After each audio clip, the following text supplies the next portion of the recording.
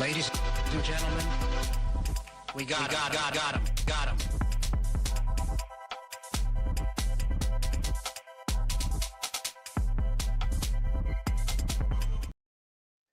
Well. Look what the cat dragged in.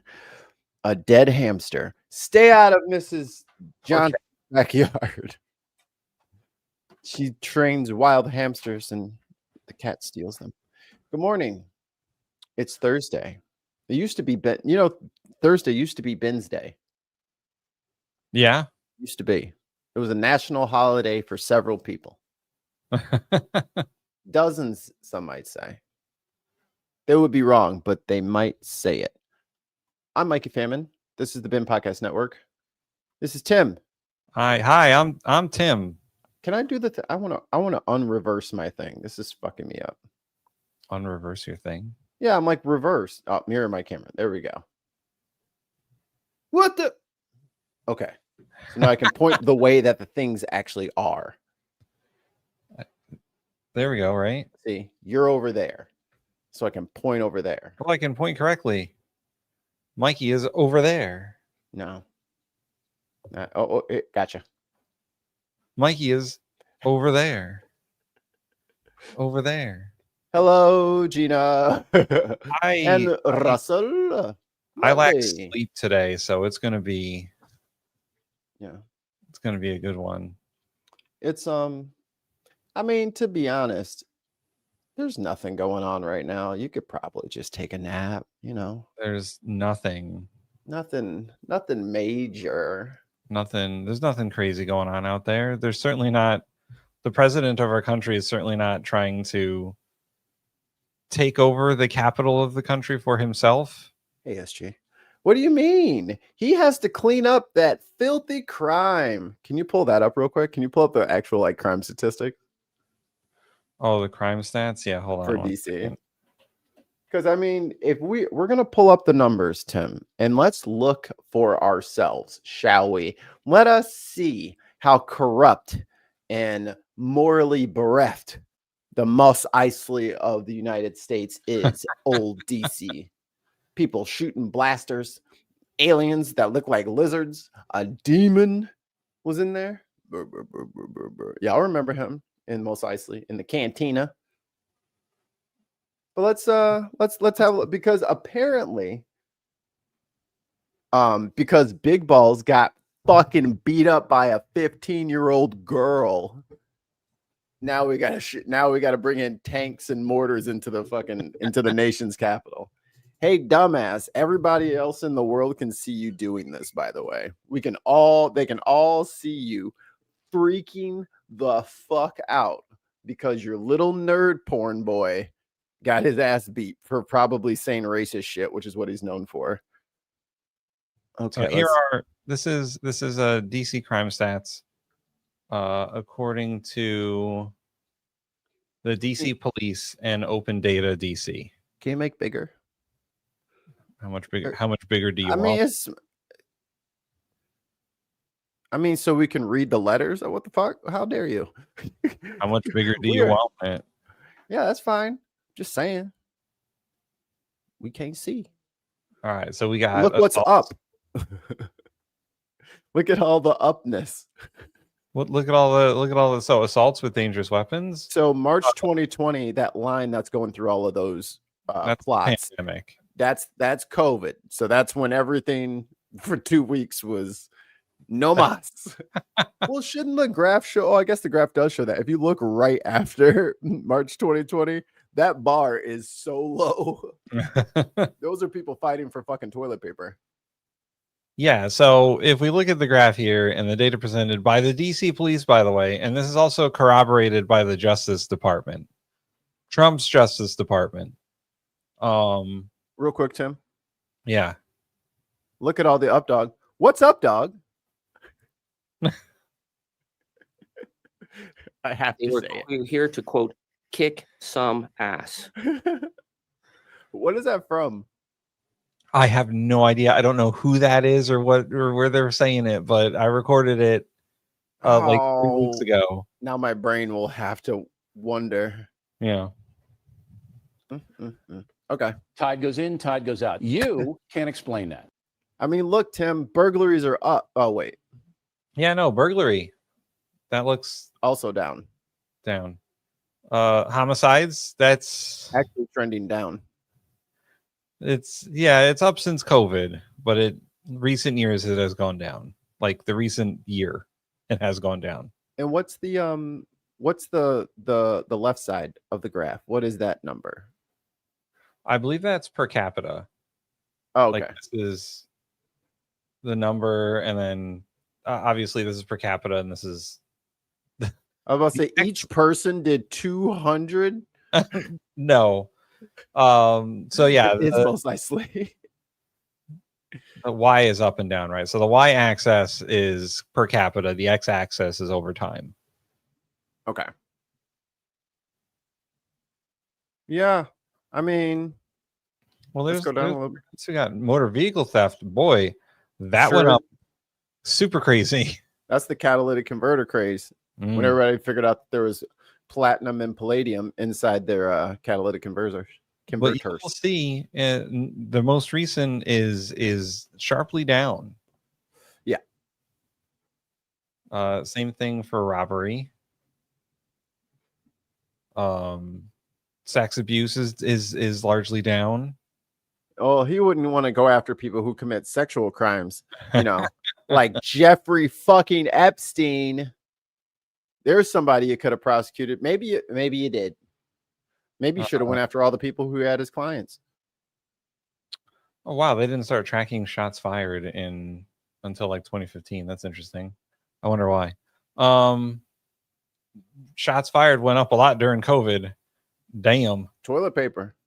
But also down sharply. Car theft from auto. So stealing your all your change and your fucking documents. Most of the time when people are carjacking you, they're looking for your pistol that's in the car.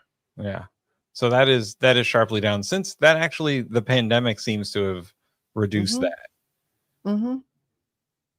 And also theft / other sharply down since the pandemic and then has been going up.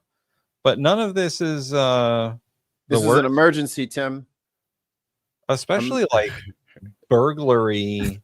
It's at an all-time low. It's at a 30-year low. Burglary and assault with a dangerous weapon are very low. They're just not using deadly weapons. They're using like non-lethal weapons. They got them sandbag shotguns, and they're just out there terrorizing the streets with paintball guns. That's what they're doing. They're paintballing everybody. It hurts. You get welts, Tim. So I don't know. This is not an emergency. This is better than most cities, I would say. And how many people? And there's a ton of people in DC. It's not like a sparsely populated city. Yeah, let's see. I mean, I think it's like 600,000 people, 700,000 people. I'm going up more than that. It's got to be more than that. It's more than some states.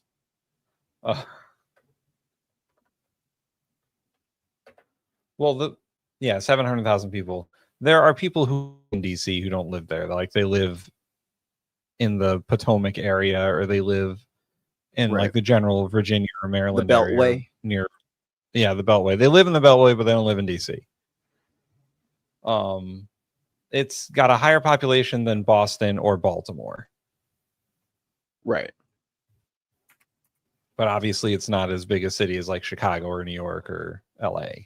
That's why I like laugh at like other cities, because Chicago is like right there. So I'm like, what do you mean you have a big city? That's not a big city. That's not a big city. So, but I know one resident who I'd like to buy a beer of DC. Oh, who is that? This dude, right? Schmear. Why? Unclick. Oh, you did it. You did it. You're doing something on your side, because I did remove yours and it wouldn't remove. Sean, shame. All Hit right, the button. Shame. Shame. Shame. Not much. What's up with Always you? yelling I at hate me. UK. I had to say it and you knew it. But this is my favorite DC resident. First up this half hour, amid heightened tensions over the federal presence in D.C., one man is now accused of assaulting a federal officer by hitting him with a hoagie. Yeah, this. By what? First of all, We got the footage, by the a way. hoagie, A deadly a weapon. whole sub sandwich. I want to know what was in the hoagie. It was an IED. Improvised explosive device. Filled with Mott's provolone. Improvised edible device. Delicious device. Now facing a felony charge, our Shamari Stone is in Northwest tonight with that story. Tonight, Sean Dunn accused of attacking a federal. I like how homie was like, look, for this shot, I need to go in there and have a sandwich. Can I purchase one sandwich? I'm just gonna point out because Subway originated in my state. Eat fresh. And y'all call sandwiches whatever you want. It's a Subway sandwich. It's not a hoagie. It's just a sub. They're in DC, the land of hoagie. Doesn't matter. If you buy it from a Subway, it's a sub. Okay, Tim. I mean, look, you want your subs? Fine. Have your subs. If you want Subway to be the beacon of your town and all that comes with it, okay. I literally lived in the same. I literally lived in the same city as the Subway World headquarters for a while. World headquarters. Did Jared go there a lot? Was Jared there? Is that what you were doing a back right now? The Jared Corporation? The Jared Corp. Imagine if they changed their name to that. We're rebranding to the Jared Corporation. Oh man. Hey, come on down to Jared's and get a footlong. We got a 5. Oh, we got a coordinate on this. We got 5 British pounds. No. You are sleepy and fucking stepping all over me. Sleepy boy. I will read. You read it. I'll read Okay. it. What's with this hidden 50-page indictment of Epstein? Why not publish, or does it link too closely to Mar-a-Lago and its residents/visitors? Exactly. Thank you, Clippy Ballum. Clippy Ballum. Tim Clippy Ballum for 5 British pounds. This is what all of this is. All of this is distraction. All of this distraction. Do not still care about Epstein. I'm taking over all the cities. Oh, are you? Look how your troops were defeated by our infiltrating soldier of the ranks. Officer with a foot-long Subway sandwich, similar to this one right here. Say, oh, you think you bought that? You think it's a game? That's assault with a deadly weapon. What if he had extra bacon? You could have named him. This is the best throw ever, by the way. 14th and Brother threw that shit like a Pokeball. you this past weekend, and it's all caught on camera. You see these fascists right here? Fascists? You! Take a look at this cell phone video from late Sunday night. 37-year-old Sean Dunn, shown in the pink shirt and shorts, allegedly yelling at federal officers. They're getting some distance. Is he going to throw that thing all that way? Yo, brother man is letting him have it. Give him hell. On 14th Street in D.C. Y'all laughing, but that's... Oh, he's doing it. He's doing it. Shame! Shame! We got to get him a t-shirt. He needs a bin shirt. He knows that we shame is important on this Shame! network. Shame! Paul's a shame! He's shameful!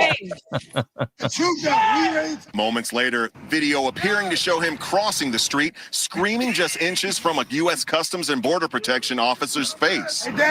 Let's go get him, brother. And then appearing to hit the officer in the chest with a foot-long Subway sandwich. Officers immediately chasing Dunn in the That street is the best. and arrest him. Go back. Federal officers Yo. That is fucking hilarious. Bro is a hero. chasing Dunn in the... Oh shit, I missed it. Hold on. Here it is. He's just like, There it is. wham. Let's go get him, brother. And then appearing to hit... He's like, fuck you.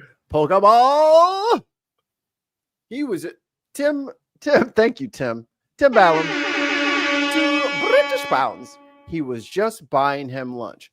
You act like we can't fucking support the fucking troops. He's giving them food. Oh my God. I thought we had a man's army. You know, I thought our military was tough. He gave the man a free sandwich. And because he did not put it on a velvet pillow and lower it from a fucking cirrus cloud. Like, what the he just gave him a sandwich. You guys just take everything out of context. He threw that sandwich with maximum force. He was a point blank throwing that sandwich. You know, as a throwing knife enthusiast, Right? I endorse this behavior. The form is good. The form, Maybe, like we can't fight the form. The form is there. Mikey, maybe we got it all wrong. Maybe as he was trying to hand it to him, and he was like, "Here, you hold this." Right. We've all seen the Olympics. We've all seen the relay race. What happens sometimes? They drop the baton. Now you got to pick it up. It's round. It's rolling all over the goddamn place. Here comes a cross breeze. Oh, now it's flying. It's in a new city. You lost the race. Or you make sure that person gets that baton. It's seen here. He's just making sure he gets the baton. Listen, you gotta be really upset to throw a fucking Subway sandwich at someone. That shit isn't cheap anymore. And you know it took him mad long to get it because homegirl wouldn't stop playing on her phone. Yeah, that's like a $20 fucking sandwich you threw at him in a 15-minute investment. Hit the officer in the chest with a foot-long Subway sandwich. Officers immediately chasing Dunn in the street and eventually catch and arrest him. These federal officers are. See, this is the thing, though. Y'all got to know how to lose the cops. Homie went down the sidewalk. That's not what you want to do. You giving them a nice flat surface to keep up with you. You got a zigzag, man. Serpentine. Didn't you see cars? Serpentine. Assisting DC police after President Trump with assault and buttery. And also, these cops can't run for shit. Like, good thing that guy wasn't like an actual bad guy. Y'all motherfuckers can't even catch him. You let him get 3 blocks down the road. Y'all still. It's all gonna get a second wind. It's all their fucking Batman belt and the body armor they're wearing. It's slowing them down. God, y'all do not have super serum. You are out of shape. Place MPD under federal control. Boom. In an ex-post. You see the lettuce go flying? After President Trump placed MPD under federal control. In an ex-post, DC U.S. Attorney Jeanine Pirro announcing the arrest. Oh, no. Jeanine Pirro is going to go after him. Can you imagine? I am so serious. You do not know what you're doing with that sandwich. I've been eating sandwiches since 1745, and you will not waste bread on my watch. I hate that lady. Mikey, can you imagine the court case that will go through because this guy threw a sandwich at an ICE agent? You'll have to have like representatives from Subway show up and like talk about their sandwiches. Yeah, like, oh my God, the workers have to be deposed. Well, this guy came in and he ordered a number 11 extra bacon. 11. Okay, go on. And he was like, "Listen, I need you to put as many olives as you can on this sandwich. I'm going to throw it at a fascist." Didn't you put all the olives in the front? In the front of the sandwich? Biggest sandwich you've ever made. I really wanted to like bounce off his fucking armored vest, make an oil spot. We has a good point. Where there are onions on that top. That is assault with a deadly weapon. I will flip camps 100%. If that motherfucker threw onions, if that was like what if he threw like an onion cloth on him? That's how that, like, when the government captures me and asks me for like military secrets, they'll just be like, get the cloth. No, I'll talk. Please. Don't bring that stinky thing in here. Your Honor, my client was merely trying to hand him the sandwich. Obviously. I mean, fascists get hungry. We all know that. That's over. There are plenty of things that are bad and wrong, but it doesn't make them fascist. And then he took a Subway sandwich about this big and took. Oh my God. Was it? Do we not know what a Subway? Thank you for showing the visual example of how big the sandwich was. And he threw it like a football. it at the officer. He thought it was funny. Well, he doesn't think it's funny today because we charged him with a felony, assault on a police officer, and we're going to back the police to the hilt. Remember, like, I don't know, it was like 4 years ago in January when them motherfuckers came in there, not with mace, not mace like, that's my purse, I don't know you. Get your face all spicy. But the bear mace, and they were pinning cops to the ground and spraying them in the face. Oh, yes. And they were crushing them in doors and stabbing them with the little eagle on the American flag. So satirical and so timely. Did she have anything to say about those guys? Right. Did you get all up and bothered? Or is this sandwich the last straw? Okay. According to the criminal complaint, Dunn allegedly told police, I did it. I threw a sandwich. People Put that on a shirt. I did it. I threw a sandwich. Hero. reacting to the arrest. It's disrespectful for the police officers. And you don't like that? No, I don't like that at all. Hey, lady, get with the fucking program. Your dumbass is going to be in a breeding stable.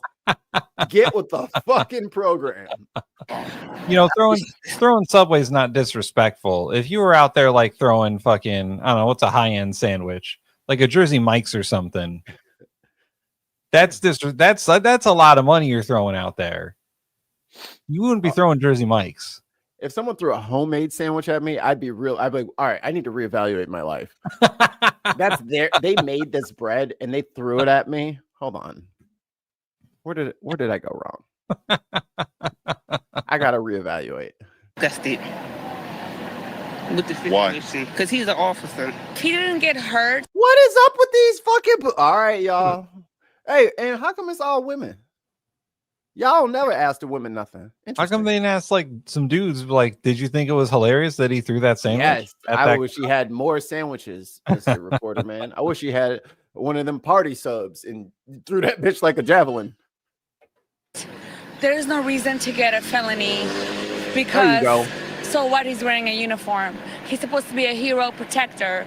If He can't even take a sub sandwich to the chest. he got a Subway thrown at him, oh well, like he should just, say don't do that or just get an apology. Yeah, make him apologize and make him like eat the sandwich that was from the ground. That's justice in my book. The most hilarious thing would be if that reporter saw a cop coming and was like, and this is how he did it. Fuck. There's a bike cop just going past the crosswalk. Catches him, sandwich, knocks him over, just like fucking leads him and just oh, like the bread missile that it is, or in the spokes, and then like it just like just gets all in the gears and starts fucking it up. Whoa, tumbles over the handlebars. Kay says hit him with one of those weird foot-long cookies. Just throw it like a fucking.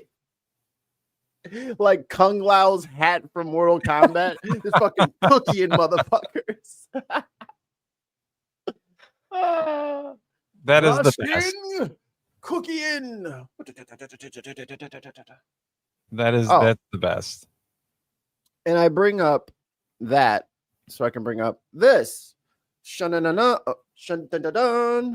Crispus Attucks. Everybody remembers Crispus Attucks. Was he in Hamilton? I didn't watch Hamilton because Lin-Manuel Miranda is a lot. And I can only take him in very small doses. He was, you know what? I really liked him when he was on House. And then ever since that moment, he has not stopped being that character. And I'm like, oh, that's who he is. No, yeah, that's him, man. He's just, listen. I'm just riding around, happy and rapping. Happy rap, let's happy rap. He's got some sort of tism, and it makes him really good at music. Does it? Anyway. I mean, everyone likes Moana, right? Why you got to make me? He didn't write the good songs. Why you got to make me hate on the guy? This is what happens. People put me in a position to comment on people that I don't like when I just don't want to talk about them. Hold on one second, Mikey. Lin-Manuel Miranda, great musical composer or greatest musical composer? Continue. What is that's a question. It's a improperly asked question. I'm going to report on you. Is he Donald Trump great president or greatest president? Objective form. I want a real question. Like this, he is good. I am a snob. I only like great. He's good, but he's not great. I mean, who do you think? How many Tonys do you have? Who do you think has more musical talent, him or Stevie Wonder? Probably Stevie Wonder. Oh, so you hate Lin-Manuel Miranda? Okay, that's what people do to me. I mean, you're comparing him to Stevie Wonder. You're comparing him to Stevie Wonder. So that's why I lean into the Stevie camp, or to people with musical talent camp, rather than just feeding my kid. And she likes Moana. She doesn't like Lin. Tim Ballum, £200. Thank you, Tim, for changing the subject. Perverse verdicts or jury nullification is great. That would be so crazy if they tried to indict him and everybody said let him go. No, man, that would be so. Yeah, everyone was like, she'd shit her pants. She'd like, I finally get in charge. I finally get in charge. And no one's listening to me. Imagine they go through the whole trial and the jury foreman's like, yeah, he hit him with a sandwich. I don't know what to tell you. Like, let the man go free. This is stupid. Crispus Attucks was an American whaler, sailor, and stevedore of African and Native American descent who is traditionally regarded as the first person killed in the Boston Massacre. And as a result, the first American killed in the American Revolution. So there's your trivia for today. The first person to die in the American Revolution was Crispus Attucks. They represented this in what was that? Madison? What was the show that Paul Giamatti did on HBO? Was that Madison? Yeah, Madison. Yeah. That is portrayed. That incident is portrayed. There's like a snowball fight, and then they were like throwing them at the British occupying troops, and then like there was this big hullabaloo, and Crispus Attucks got shot, and there was like, that's fucking it. You shot our guy, and then it was not enough. Not enough musical numbers. Not enough musical numbers in Madison. Yeah. I think if Madison would have had like a grunge core, like Bring Me the Horizon kind of like August Burns Red technical heavy metal influence on it, I think it would have been sick. Oh, there we go. A metal musical about Madison. Done. It's just all fucking sweeps and taps the whole fucking time.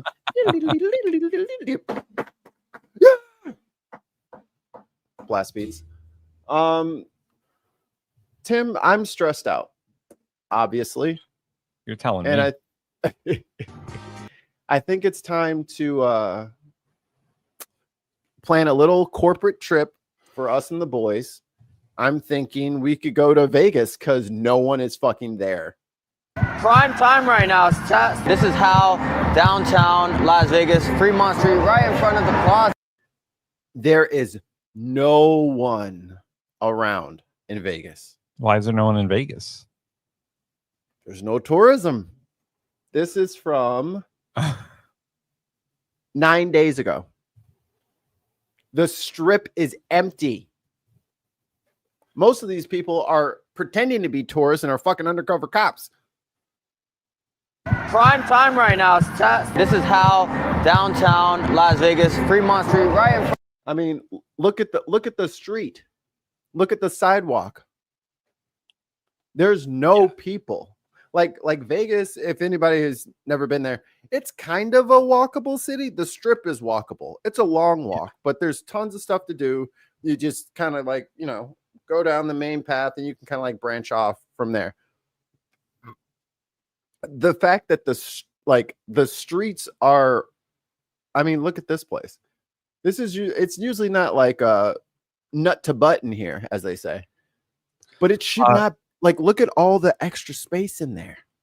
Yeah. So a brief Google found me a Time magazine article about this, where it said that year over year, 2024 to 2025, there's been a decline of 22% of tourism in Vegas, losing Vegas $12.5 billion. And it's August. Part of it is due to Canadian tourists not going to America. Right. And part of it is boycotts for Trump hotels and Trump casinos. This is an end result of Trump fucking with Canada. Yep. Because so much of Vegas's tourism is apparently Canadians. Yep. That's crazy. Out here giving out steak and lobster dinners. There's no one there. And I went to find, let me see if I can grab it real quick. I went to find like some footage from like previous, like from 2019 or something. I wanted to see if I could find something like pre-COVID to like look at the same area and get like the view. I couldn't find the exact same walk because these guys are over here at the Four Queens. But like every other video I saw in 2019, looking at Vegas, it's just people. I mean, I went in 2017, 2017 or 18. My mom got remarried. And so she was out there. They did it over there. So me and my girlfriend at the time flew out. We had a good time. It was like, I felt like Vegas, and this is how I've always described it to people. It kind of feels like a house party that's like 90 seconds from being out of control. Yeah. Like you kind of get the feeling like if this continues like this a little bit more, if it gets amped up a little bit more, it'll be a full on like problem in here. But that's just how they live. Like, and that's just normal for them. And I was like, all right, this is just not for me. Now is a perfect time for me to go to Vegas because ain't nobody in that motherfucker. Well, the wife and I have been planning another trip to Ireland in the fall, and the plane tickets to get to Ireland are so cheap. Let's go. Because nobody's traveling. So usually it costs like, I don't know, last time we went, we paid maybe $350 for like economy class tickets. It's $150 right now. Yo, it's immigration time. It's immigration. But we got to pick where we're going, or should we fight for the ship? I say I should let white people fight for the ship since y'all the ones that fucked this up. I don't want to. I don't listen. You're not all the way white. Come on, Puerto Rican boy. Come on. If I don't have to, I don't want to. Like, I'm not in it for this place. I'm not in it for America. Yo, we're millennials. We've been fucked over so many fucking times already. It's just like, loyalty to what? Rent? For $100, you can get a one-way ticket to a European Union country. Yo, Europeans, let us know if your country is accepting political asylum. Because honestly, Tim, he said he's going after journalists. Yeah. I kind of appreciate him saying that. So now my asylum claim has some legs to it. And I'm like, look, I badmouth the president. I need somewhere to stay. I'm like, oh, yes, we have laws in place to protect people of your class. And I'm like, thank you so much. Now let me in. just let us in. Let me in. But also in Vegas. What happens in Vegas doesn't stay in Vegas, Tim. Uh-oh. More Vegas. There's nobody in Vegas to tell you. Say again? There's nobody in Vegas to tell you. Also true. Things that clearly are, to be kind, inappropriate, and illegal. Once a leader at the Las Vegas Metro Police Department, today, though, a disgraced sergeant taken away in handcuffs. A former sergeant. He ain't gonna be on the strip no more.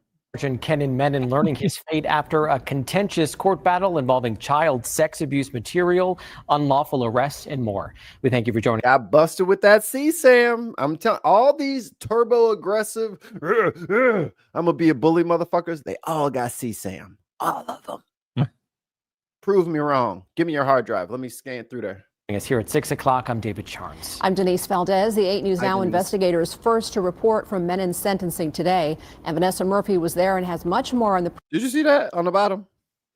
State Department may require some visa applicants first to to report post from Menon $15,000 bond and sentencing to today. enter U.S.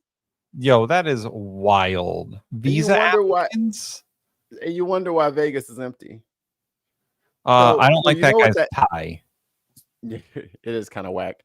You know why that is, right? Didn't we win one of the games? Didn't we get like FIFA or Olympics or something like that? Where all these international athletes were supposed to be coming in. It's a grift. The State Department is grifting fucking athletes who have to get like the athlete visa or whatever it's called, the sportsman visa or whatever it's called. So he's just like, oh, I'm just gonna get them all for 15 grand. I think we got FIFA and in Olympics in LA coming up. Right. So that's why they want to fucking. Yep. And Vanessa Murphy was there and has much more on the pretty unusual moments that unfolded. Kevin. Look at this squad. Look at this. More on the pretty unusual moments that unfolded. Kevin Menon, once a decorated Metro Police sergeant, now heading to prison for 4 to 10 years for illegal arrests on the Las Vegas Strip and child sex crimes. Oh, damn. That's a real shame. His criminal cases have had many twists and turns. Menon claiming his fellow officers set him up. Menon saying he's a they got my phone and went on to my my messenger and started sending messages to underage people. I don't know how they did it. I don't know how they remembered all my passwords. And I had my phone on me at all times. Yes, but they did this to me. accepting responsibility through a plea deal, but not admitting to committing the crimes in court, and 2 women identified as victims insisting they are not victims. I take responsibility for these allegations. For any harm I've done, I beg for forgiveness. Disgraced Las Vegas Metro. So he over here arresting people with no cause and beating the brakes off of motherfuckers. And then we're supposed to just trust his good law enforcement heart that he didn't do the rest of the shit. Like, come on, man. It's always like, oh, I'm sorry. I'm a good guy generally, except for all those people I beat and that guy that I arrested for no reason. To be fair, they were black. Come on, Metro man. Police Sergeant Kevin Menon breaks his silence moments before being taken away in handcuffs Monday. His wife and sister-in-law in tears. This experience has been a deeply personal living nightmare. I am not a victim of my husband. I am a victim of the Las Vegas Metropolitan Police. And so are the people who are victims of your fucking husband. Like, yeah, fucking cry me a river, lady. In his most recent case, Metro Police say Menon installed cameras in his private bathroom to watch both women use the restroom. Gross. Come on, dog. That's after his electronic devices like his laptops were taken away. Oh, located in a drawer in defendant's office area. Oh. So they made that up too, huh? Yeah, right. Oh. For his second case, police say they found numerous images of child sexual abuse. Come on, man. Come on, man. And homegirl, you got something to say. You got something to own up to for too. Because you know what the allegations are. You know where they got the motherfucking images from. That's his shit. And you gonna stand there and cry in front of everybody and you're supposed to defend this motherfucker? What's wrong with y'all? Because if it was anybody else doing that to your kid, you'd say put him underneath the fucking jail and build a volcano on top of it. Like you would never let that motherfucker see the light of day. But there's been a mistake. No, ain't no mistake. Get your ass in there. And you shouldn't have been a dickhead to everybody on the strip. Because guess what? You're probably gonna meet some people that you've seen in the past. Should have thought about that. Abuse material. And it all started with the first case, where he's accused of leading a team of officers on the Las Vegas Strip, creating fake scenarios to target mainly black men and arrest them. Oh! Oh! Prosecutors say Menon abused his power even against a fellow officer. Oh, that's assault. That's way worse than a sandwich. Call Janine Pirro. Fill her with lubricant and plug her in so she can get warmed up so she can get mad about this. He shoved. Menon claiming he tried to report racism within the department and was... Nick, I almost called you something. You the racist. You over here trying to... This is the problem when people internalize that they are white folk. Like, this man has internalized that he is white. He's Muslim, but he has internalized that he has this like slot, this caste. Like, he's in this caste system and he's above certain people. And when you have these like fucked up mind power dynamics going on, this is how you find motherfuckers with CSAM on their shit. They don't have a functioning, I don't know if it's their amygdala or what, but something in their brain does not let them understand that they are not in control of other people. That's the CSAM. That's the racism. You have a fucking mental disorder, dude, and you're going to go to jail to figure it out. Retaliated against.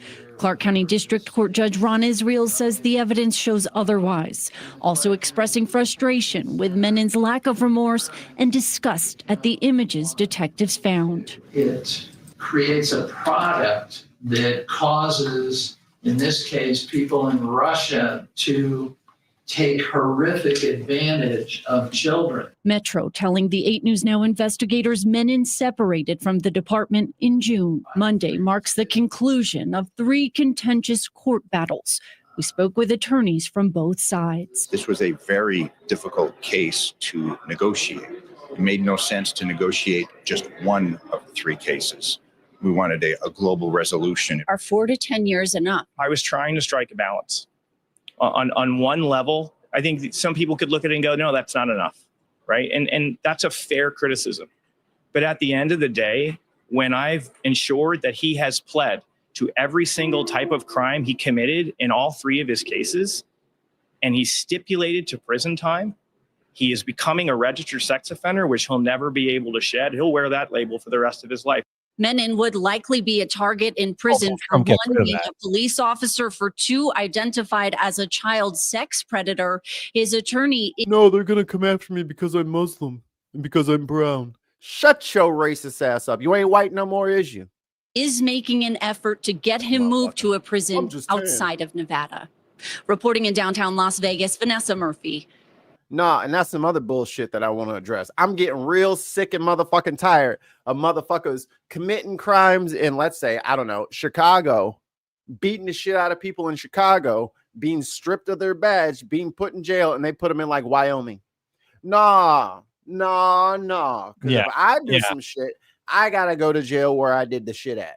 Don't let them scoot around and hide so they can sit in jail for 5 or 6 years, 5 to 10 years, and then just lie about what their background is, and then scuttle on back to society like ain't shit happened. No, you take your lumps where you fucking dealt your lumps. Fuck that. So tired of motherfuckers getting away with shit. Speaking of motherfuckers getting away with shit. Is this the Ted, thank you. The 8 News Now investigators covering an attempted murder case that pitted Metro against 8 News Now in a battle. I got in a Vegas pocket for public records. 8 News Now investigator Kyle Kane here in studio with a look inside some of the roadblocks our reporters face trying to bring you the news of the day. So remember him from the team picture before? Mm-hmm. Oh my God. He's part of the team. On July He's part of the 7th, we heard about a squad. shooting over the scanner about 3:30 in the afternoon. We followed up and saw a man in jail on what we considered a very high bail. And when we asked the police for their report, they said no. And that's when we end up in court. They're back, baby. Turned a true bill against Justin. Justin Tribble, seen here in court Thursday at what was supposed to be a preliminary hearing on, among... Okay, So I'll spare you guys the additional 4 minutes of this, and I'll give you the thumb down, the sum up, because I got to run for a second. She needs more cereal, or she's going to start destroying the earth. The cops will not turn over that guy's arrest report to the press, and they're citing some ruling saying that they don't have to if they don't want to. That's odd. Yeah, seems horribly illegal. You have to publicly charge people so that people know that the person who committed the crime is being dealt with. If you just say, well, I don't have to tell you if we do anything, it kind of stinks of corruption. But then again, this is Vegas we're talking about. Is it the cops are saying they have to do a FOIA request, or they're just like, we're not going to give you anything? Oh my God. I will be right back. I will just play it. Other things, attempted murder for a shooting that happened back on July 7th. All we knew then was just that. There was a shooting. And then we saw that even though no one died, a judge decided to hold Tribble on $750,000 bail, and we wanted to know why, so we did what we always do. $750,000. And as they sometimes do, they said no, offering us this blanket denial, which details their understanding of relevant Nevada statute and case law. I called the hearing. So when this Justice Court judge called a hearing to discuss our request from her to release the arrest report in the court's file on Tribble's attempted murder case. I'm the reporter who filed this. I'm not an attorney. 8 News Now investigator David Charnes went into Justice Court to plead his case, and standing there in front of him, in between him and the judge, and the document to which he felt entitled as a member of the media. Just in this case, not to set a standard. Was Metro's attorney, Martina Bauhaus, arguing in open court why the judge should do what Metro wants and withhold the public record, just like Metro did in the first case, and blame the media. What has happened, though, is the media got smart and circumvented the process of us denying it, went to the court, and the court, not knowing that they were denied by us, would release it. You all were looking for an arrest report. An arrest report is a public record all day, every day. Colleen McCarty is an attorney. And twice on Sunday. Attorney at the law firm Ballard Spar. Before that, she worked here at Channel 8. Now she represents us when we have to get serious about our First Amendment rights. McCarty says Metro's 3-page denial is not only irrelevant to Justin Tribble's case, it's merely their interpretation of the law. Journalists have a job to do, and the public has a right to know, and they have a right to know right now, not when it's convenient for everybody else to figure out when they want to provide something for you. I believe the language that Judge Bernstein said was that we would get the documentation at today's hearing, not as a result of today's hearing. Today's hearing before a different judge before Tribble was indicted. Oh my God, dude, look at this judge. Come on, y'all. We got to do better, man. Come on. Joe Biden? That's what I'm saying. Joe Biden's dad over here. Different judge before Tribble was indicted got got us the nowhere, shakes and shit. except Come on on, the man, court document, retire. which indicates a certain reporter's abrupt statement on the record. Metro finally releasing this unremarkable 3-page police report on Justin Tribble hours later, and providing this statement where they so much as admit to asking the court not to release records, saying in part, quote, "The Justice Court agreed to consider withholding records when LVMPD does. A simple process was created whereby LVMPD informs the Justice Court when LVMPD has denied a request for an arrest report." Why does Metro get that kind of access to the judge behind the scenes, but Channel 8 has no ability to respond? Right, and Channel 8 certainly can't call the court and say, hey, we really want this one. Of course not, right? Because you don't do it that way. Nobody does it that way. And just think, this cop worked for the Met in Vegas and still got brought up on charges. Damn. Now that Justin Tribble's been indicted for attempted murder by a Clark County grand jury, that original case in Justice Court is done with. And Tribble, who's still in jail, will be in district court on July 30th. So, Kyle. So there you go. All right, Mikey. I Gotta got stay on their ass, y'all. I got a twofer for you. You say that. Hoo-ha. Today, as newly released numbers give us a snapshot of the economy and the impact of President Trump's tariffs. Wholesale prices surge, a sign that higher prices could soon hit consumers. The index spiked 0.9% in July. That's the fastest rise in the past 3 years. And the wholesale prices we mentioned, well, they are up 3.3%. That is well above the Federal Reserve's 2% inflation target. We're joined now by Claire Jones, U.S. economics editor. This country was stone cold dead. We had a dead country. Like, why does anyone fucking listen to this guy? He's I so don't know. stupid. Literally a random person off, not respecting the business. literally anybody from like off the street could probably at random make better business decisions than this motherfucker. He has Yes. no idea what he's doing. No. And as we'll find in the second video I have, neither does the people who we put in charge of any of this. Oh, Jesus. For the Financial Times. Claire, thank you so much for joining us today. What do today's higher than expected numbers tell us about the impact of President Trump's tariffs so far? Well, real pleasure to be on, Mugo. We've heard a lot about how the impact of tariffs is going to be far less drastic than a lot of the Cassandra said. We saw up until this. Tim, pause it real quick. Quite decent. UK people, what accent is that? That is all. He wants to know which state has a state code NE. It's Nebraska, Nebraska. home of our friend Mike Flood. Oh, Mike Flood. I thought you were going to say. Okay, No, sorry. I was like, yo. I'm not out there. No, I'm not out there to out people who are friends of the show. My bad. Nebraska, Lincoln, Nebraska Congressman Mike Flood. Everyone's favorite. Oh, you got a clip, Mike Flood? We do not have unlimited money in the United States. How much does it cost for fascism? How much do the taxpayers have to pay Yeah, hold on. for a fascist country? Inflation numbers. Today, I think, has been the first real upward shock, which suggests that, we've been told that a lot of the burden is falling on foreign exporters, that they're cutting the prices, and that US retailers and wholesalers and also US consumers aren't going to bear too much of the burden. We still don't really know what's going to happen to US consumers, but we know from this data that There you go. Year over year, the consumer price index is up almost 3%. That's not going to happen, Tim. Who's giving these numbers?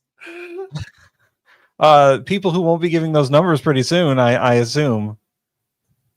Like, what is he gonna do when like milk is like $700? He's just gonna be like, no, it's not. I'll write it and we'll do it live.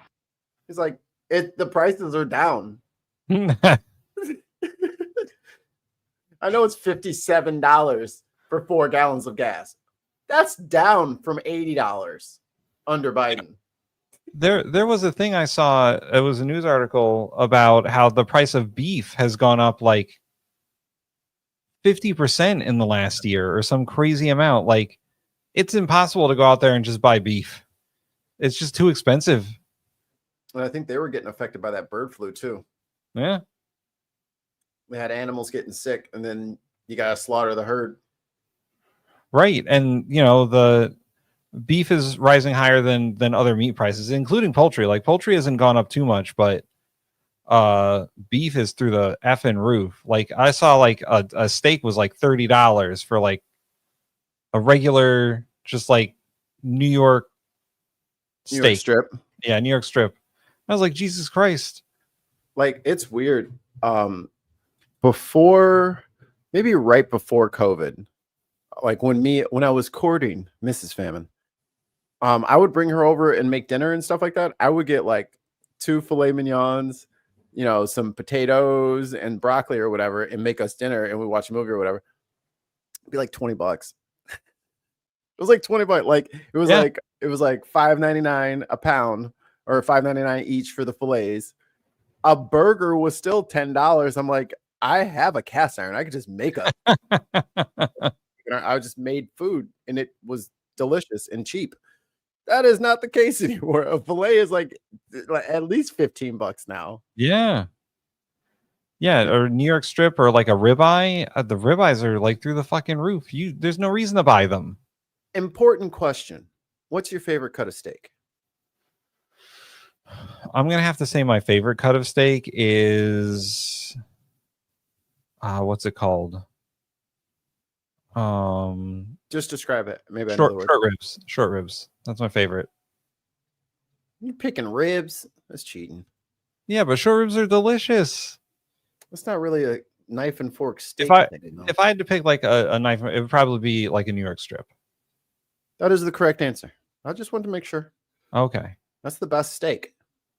New York strip. Yeah. Yeah, it doesn't have any bones in it. It's got the right like fat to meat ratio.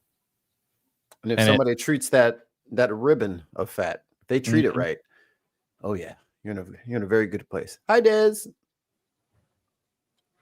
Sirloin, medium rare, classic. Retailers and wholesalers are feeling quite some of the pain. Yeah. So what could this mean for interest rates? Could we finally see the Federal Reserve actually cut those rates? The president has been asking for it. I think this data just highlights what a tough position the Federal Reserve is in. Now, the Fed is looking at consumer prices, not producer prices. We still don't really know whether or not firms are going to pass on the burden to consumers, or if they're going to cut their own margins. Take a wild guess. They're going to kind of shrink their own margins and kind of bear the brunt of the cost of the tariffs themselves. We've also got a position where we've had some very mixed data on the labor market. The Fed tracks what's happening to the jobs market too. And we had a very grim non-farm payrolls report earlier this month. So the Fed is really it's a very tricky balance between looking at this report and thinking we may see consumers face higher prices in the months to come, and then taking into account what's happening to the US labor market, which has not been very positive. So Fed officials are in a very tricky position. I think it's more likely than not that they will cut by 25 basis points in September, but it's a far less clear-cut decision than some in the markets might like to think. Yeah. Well, Claire, let's talk about this then, because weekly unemployment claims numbers were also released today, and they showed a modest fall. So is that reason for any optimism in the jobs market? It is not. No, not at all. People leaving the labor market altogether. Or being forced out, because and unfortunately, people don't understand, when you let an Amazon or a Walmart into your neighborhood, everything else is gone. Everything else is going to lose to Walmart. They're gonna lose. They're gonna lose to Amazon. Like, you're gonna lose your workers, was what I'm saying. Because when the Amazon comes and when the Walmart comes, there go all of your workforce. Yeah. It also doesn't include workers who are underemployed. Yeah. So you can be working and not collecting unemployment and making like no money. Right. The working poor. Yeah. I mean, I think Fed officials have got a while before they decide what to do in September. I think, So let's see. Unemployment claims fell by 3,000. Below economic forecast, 4-week average up slightly. So like, whoa. Didn't they change the way that you claim unemployment? Didn't they like, I might be misremembering, but didn't they like fuck up the website or something like that? They could have. They probably have. But unemployment is usually claimed through like states, not the federal government. Like every state has an unemployment. It's not run through the Fed. Yeah.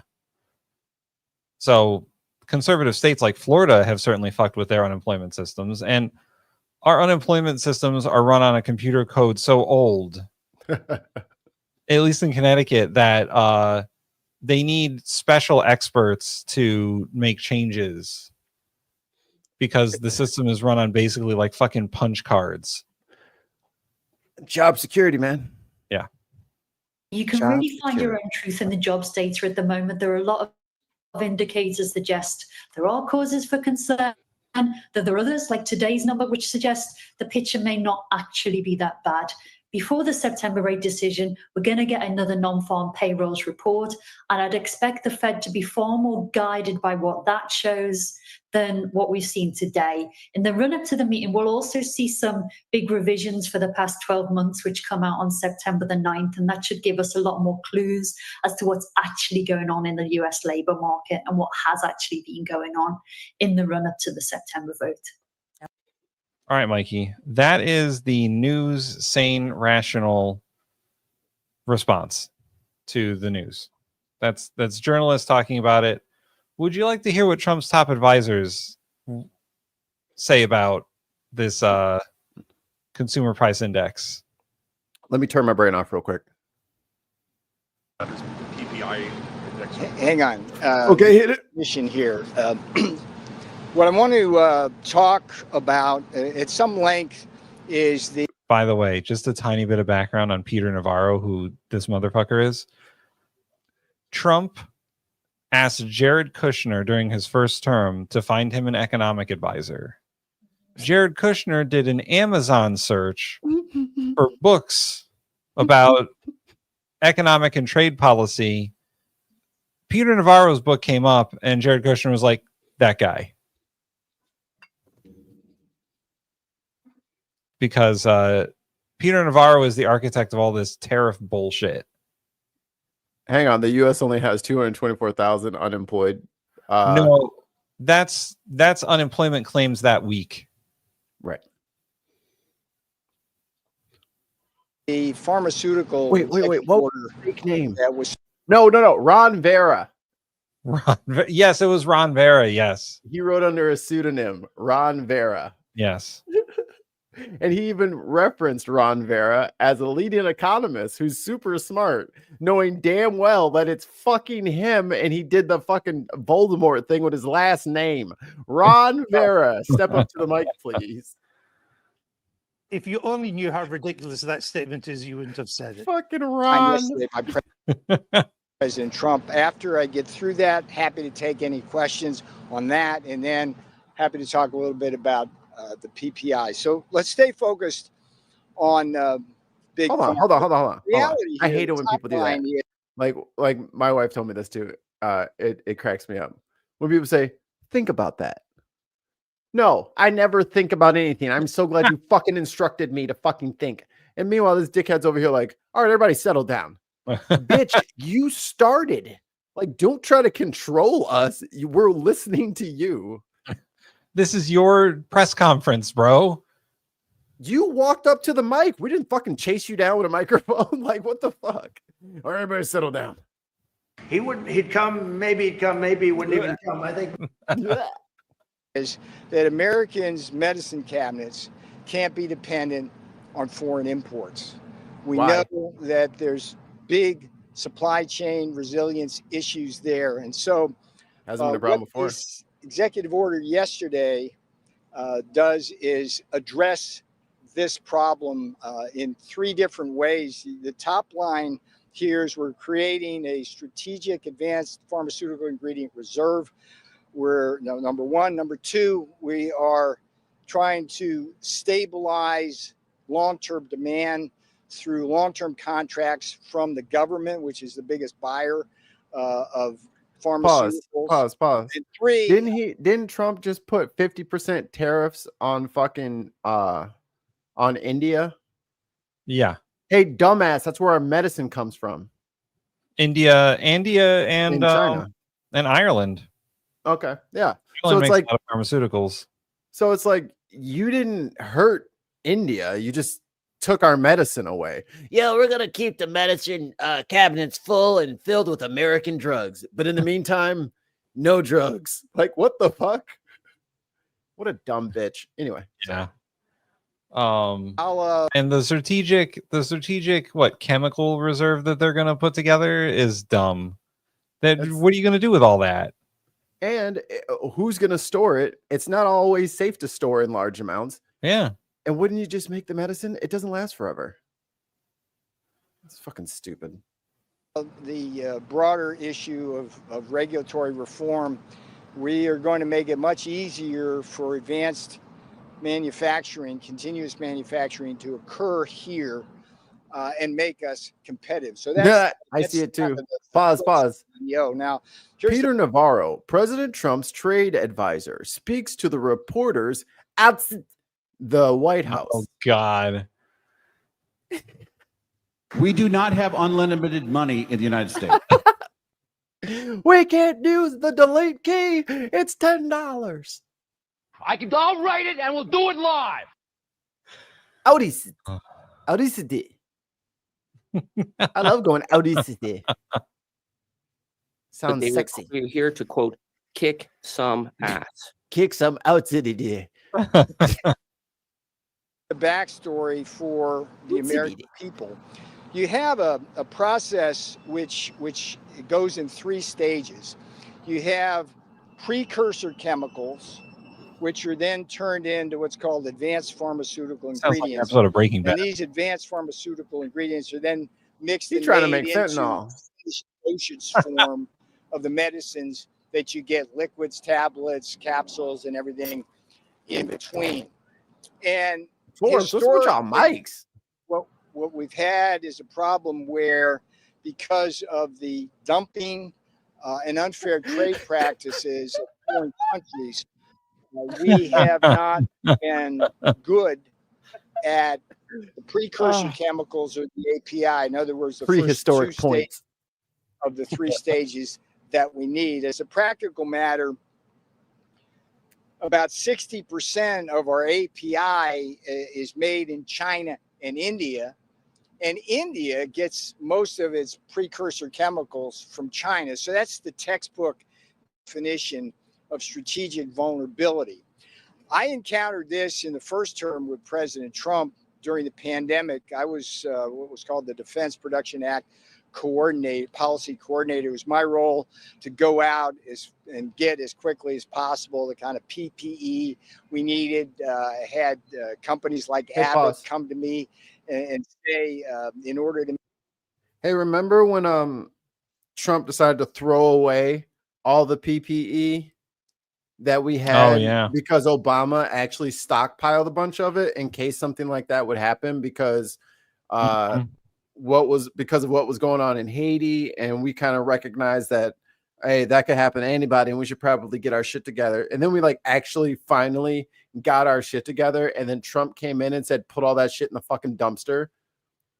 Yep. And then it was all gone, and then we didn't have any, and then we had to depend on this is again the same fucking problem where he fucks something up and then he wants to replace what he fucked up, and I'm supposed to give him a fucking high five for it. Bitch, you might get a sandwich. I voted for Trump. Therefore, everything that I want to happen, I was like, what is he planning down there? Okay. But yeah, no, Trump. Well, one of the first things Trump did before the pandemic was get rid of that White House pandemic task force that Obama created.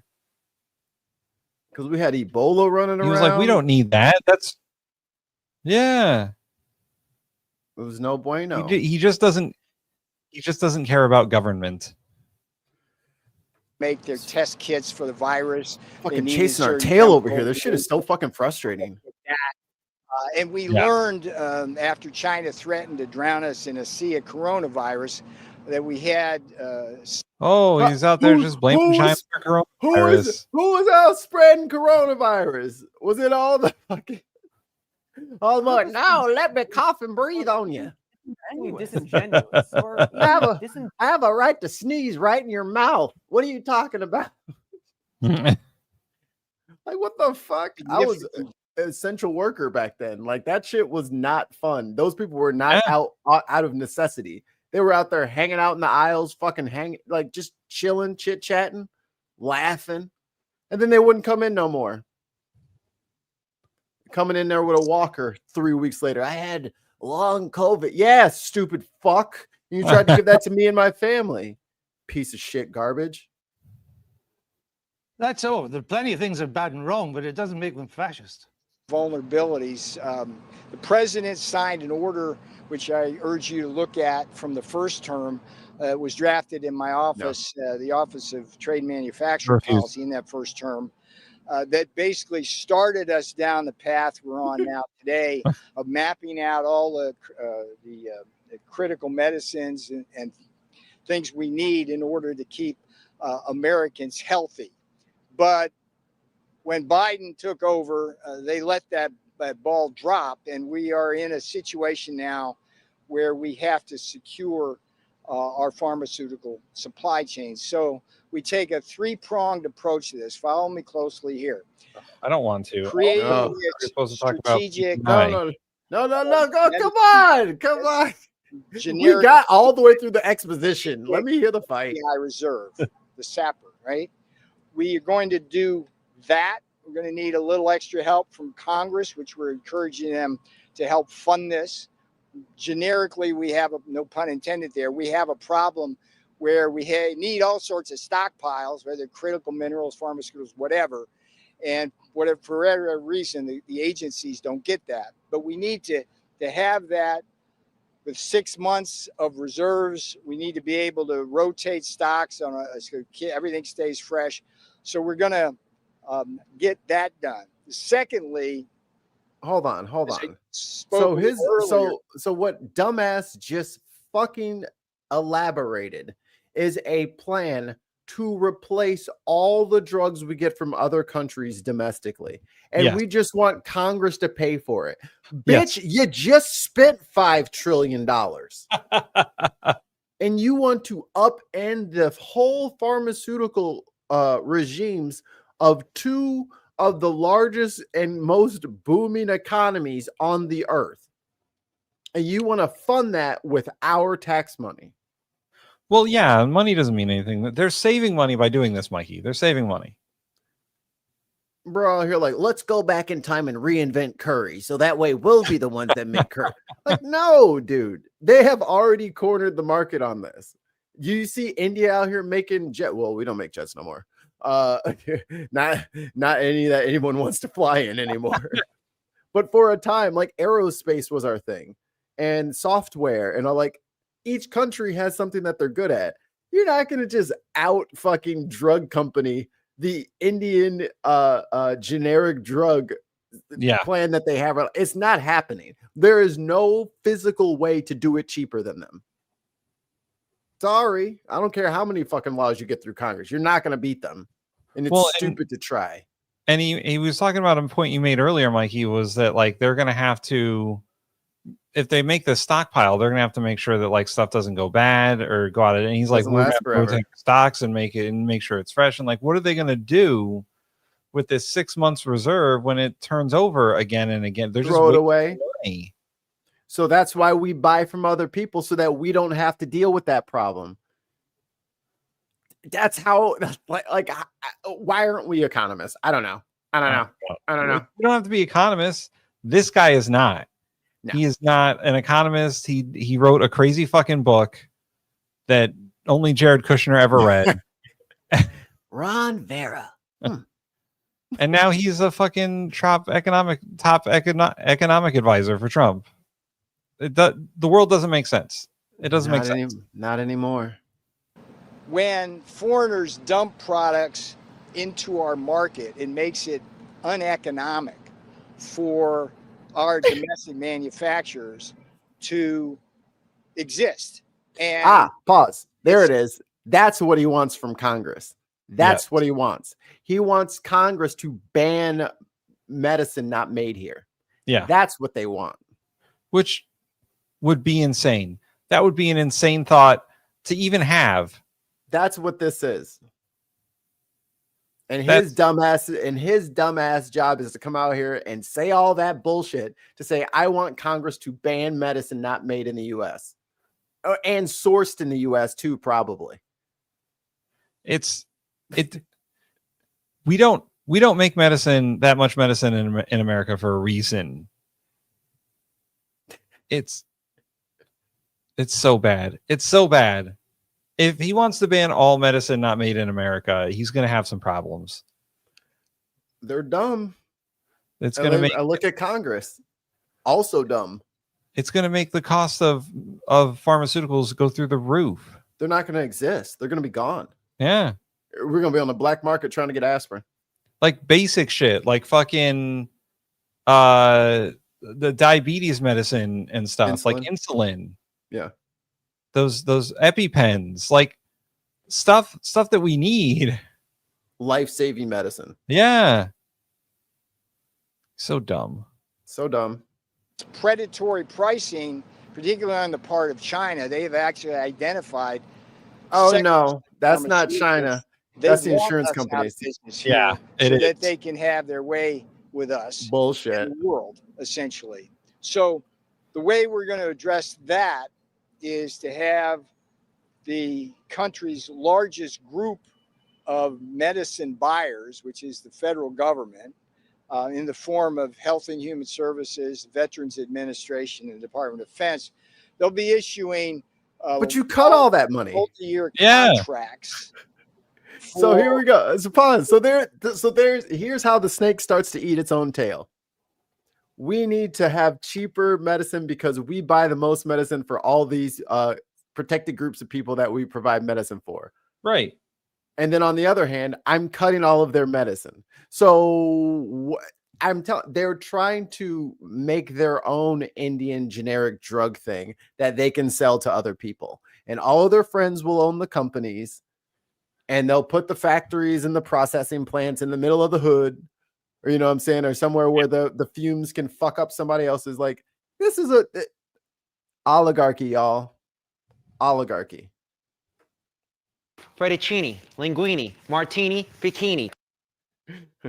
Medicines that we need so that producers have assurances that if they make the kind of investments that need to be made, that they will be rewarded with demand from the government. So that will stabilize. Block other drugs. That. Then third, again, during the first term, I got fairly active,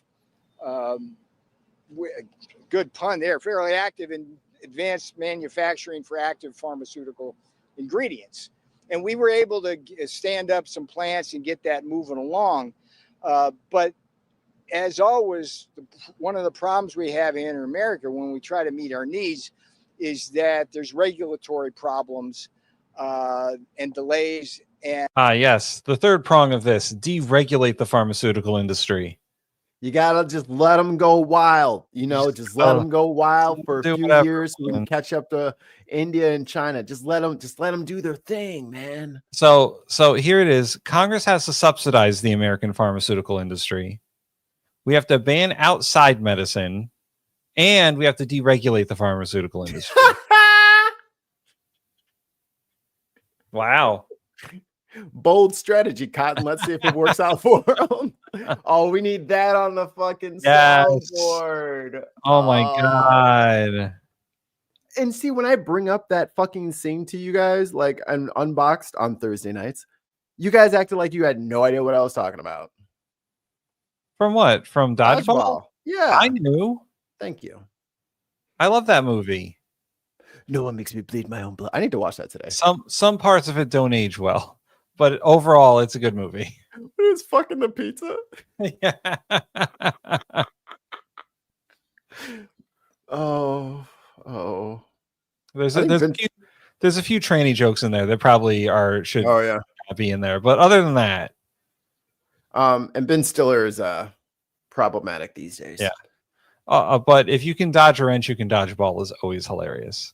Patches O'Houlihan. And we just have to get that stuff out of the way. So we're going to hit this with a three-pronged approach. Now, as I'm speaking, the Department of Commerce is also... Hey, who runs the Department of Commerce again?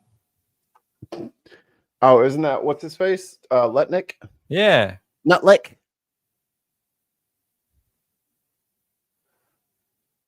Working on a Section 232 action on pharmaceuticals. And if, as is almost certain to be the case, the Department of Commerce finds that the flood of imports of pharmaceuticals into this country are indeed a national security threat, there will be tariffs. So today's EO coupled with tariffs will provide everything the sector needs in order to bring home our pharmaceutical manufacturing. Yeah, just tariffs and deregulation. No. I'm not going with this fuck. I will say that the pen is blue for the rest of my life. Other countries do not pay tariffs. And I don't care how many fucking advisors that they keep pulling up here in front of these goddamn tripod cameras. I'm not ever going to believe your lie. That is not true. We pay tariffs as tax on goods imported. End of sentence, end of thought. Stop lying to fucking dumb people who don't understand. For fuck's sake, we pay the tariff. You're not bringing in any money. You're just taxing us. I'm Fucking not assholes. eating eggs. I'm not eating eggs. I'm God. not eating eggs. I'm not eating eggs. I'm not. It's seriously like 1984 where they just keep repeating the same lie over and over again. Oh, And then yeah. eventually Well, we're that's- supposed to just absorb it. It's like, we're not bringing anybody back. Well, that's the old adage, right? Is that if you repeat something enough, that makes it. If you repeat a lie enough, that makes it true to people, because that's all they hear. That's all they hear. So It's if you say China is flooding the pharmaceutical market and we have to stop them and make our own pharmaceutical market like the priority, then that's what people are going to hear. Who's the other voice in this? It's us. And he has the ear of the president and we don't. And he's talking about unleashing the regulations on the pharmaceutical companies. Those are the motherfuckers that are have them crack open the books and show you how much it costs for them to get precursor and all the minerals that they need to make capsules or gel caps and all that shit. And look at how much they sell it to people for. How much it costs to make versus how much they make off of it. And you keep telling me that they're the ones that are getting the raw side of this fucking deal, and that we're all at risk because, oh, what happens if China doesn't want to send us what we need anymore? I don't know. Maybe these fucking pharmaceutical companies can buy some with the trillions of dollars that they have. Well, and they're already unregulated. Largely, yeah. Do you remember what's his name? The fucking farmer bro was like, I'm gonna make insulin $300 and the fucking EpiPen $600. No. That was the lady. Oh yeah. And then the guy was the the and what's it called? Vivek did the same shit. Yeah. Vivek Ramaswamy with his fucking Alzheimer's drug that he sold that didn't fucking work. They take these medicines. Insulin was invented so long ago as a way to treat diabetes. It's basically like open source medicine, but these people take it and it should cost what, $35 for a bottle, and they make it through the fucking roof so that people can't afford it. And then you have to have insurance cover it, and insurance is not going to cover the whole thing, and you still can't afford it. Yep. $500 and $600 a month for people's insulin. They do not have an additional $500 to $600 to just be. It's just theft, and then to unregulate them. Yeah, and just to be like, oh man, they got it. The pharmaceutical industry has it too hard. Yeah, they'll probably starve to death if we don't do this. Yeah, here we go. Shriekle was his name. Yeah. Oh, and he hiked AIDS medicine. You know that One of One Wu-Tang album? Yeah. He has it. I heard that he bought it and then Wu-Tang was pissed about it. Yeah. Yeah. See, K's already. K. Yeah. I can't believe he bought it.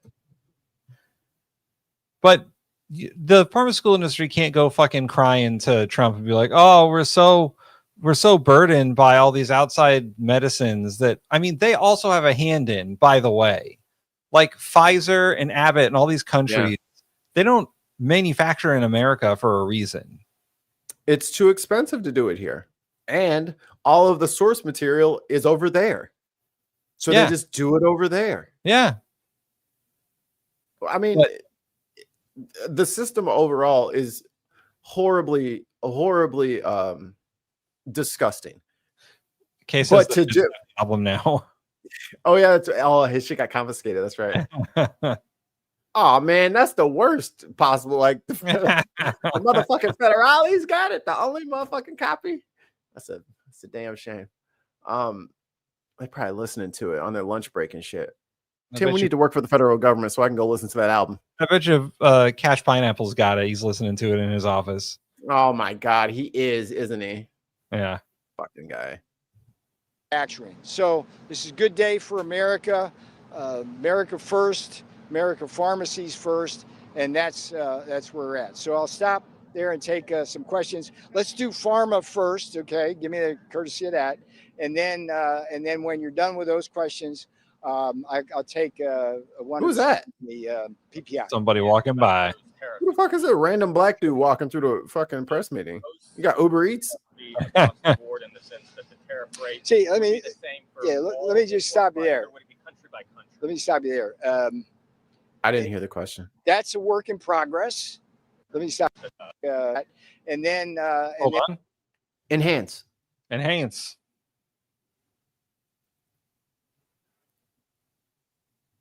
And when you're done with those questions, I'll take one or two on the PPI. Let me ask you about those tariffs that you just Sure. outlined. So would those sectoral tariffs be across the board in the sense that the tariff rate See, would be the same for let me just stop you there. or would it be country by country? Let me stop you there. He asked if the tariff rates for medicines would be across the board or country by country. Okay. That's a work in progress. It's all contingent on the investigation, and all will be revealed when the investigation comes. As a rule, the way to think about this, as journalists, is the 301 actions by the USTR are generally, but not always, country specific, whereas the 232s are product specific. Okay. What else you got? Yes, sir. Between generic pharmaceutical drugs and the patented or new high-end drugs? Good question. The heavy focus is on the generics. The problem we have with generics is that they are generics and they have very, very low margins. The problem we have with generic drugs is that they're generic. What he really means is the problem we have with generic drugs is we can't patent them anymore and make them specifically higher priced. Anyone can make them, which is good for everyone. Generic drugs include like fucking Tylenol and Advil and shit like that. Make money on. So, real quick, Christy in the chat says Trump slaps tariffs on pharmaceuticals. You will see the cost of said pharmaceuticals skyrocket as the tariffs will be placed onto the patients, and you can bet the companies will also profiteer from it. They're going to be, hello, Alistair. What they're going to do is these assholes are trying to use private equity to make their own companies. Yeah. They're not going to use the current guys unless those current guys play ball. Because if those current guys don't play ball, they will be making up like the Trump pill and the Trump this, and they're going to be branding all of that shit so that they can own it. Yeah. They just want every sector, and this is their claw at the pharmaceutical sector. Just like the Russian oligarchs that they are emulating. That's all. There are plenty of things that are bad and wrong, but it doesn't make them fascist. Dramatically produce them here, whereas the patented ones, they have big margins and therefore more room to run here in the United States. Yes, sir. He's saying that it costs pharmaceutical industry too much to make generic medicines because the price for them is so low, and that the patented ones, well, they have a lot of room to fucking charge because nobody else can make them. Yeah. They're profitable. No more hydrocodone, Vicodin only. So instead of having a pain reliever that's like $4 a pill, $2 or $4 a pill, you're going to get Vicodin, which is $52 a pill. Yeah. Yeah. Only. And highly addictive. Incentivizing manufacturers for the pharmaceutical industry Yes, sir. to make things here. But to use that same model for the president's broader tariffs, he wants the tariffs, he wants U.S. manufacturing as a whole to come back to the States. But with the next administration, if those tariffs go away, isn't that incentive automatically gone? And then don't those jobs just Yeah. Hold on, hear pause. a reporter? Good fucking question. So Yeah. what he said is, like, if there's a next administration and the tariffs disappear, why would anybody invest all of this time and effort into it? Wouldn't they just wait and see? He's about to be real indignant about it, I think. Because this is the other part that I'm really hoping more people at town halls. Maybe I need to go to a couple town halls, but you know, having a kid and not wanting to get doxxed is kind of important to me. So what happens in 2029? Right. When there's a different president and we've ruined all of our trade deals. Let's say heaven forbid, everybody on one side of the aisle drops dead from a heart attack. They just fall over, or a meteorite, or something crazy happens. The blip happens, right? And they're gone. So then new Republicans will replace them, and maybe they don't have the same ideas. What are we supposed, like, how much undoing are we supposed to be undoing? And doesn't it make sense to just not do this if it's going to get undone? If you only knew how ridiculous that statement is, you wouldn't have said it. I'm feeling targeted, Tim, and I'm gonna need you to stop. I don't know what you're talking about. Me I voted for specifically. Trump. Therefore, everything that I want. Okay, I'm releasing the Street Fighter video. I fucking dog walked him, and you're all gonna watch it now. I kept it in the spare chamber in case Tim was mean to me, and he has officially earned it today.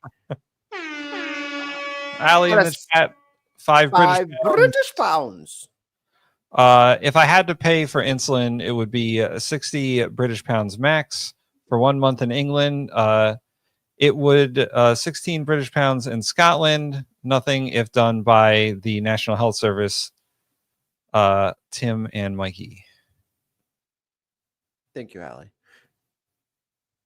That's probably so less 16 than- English. So what is that?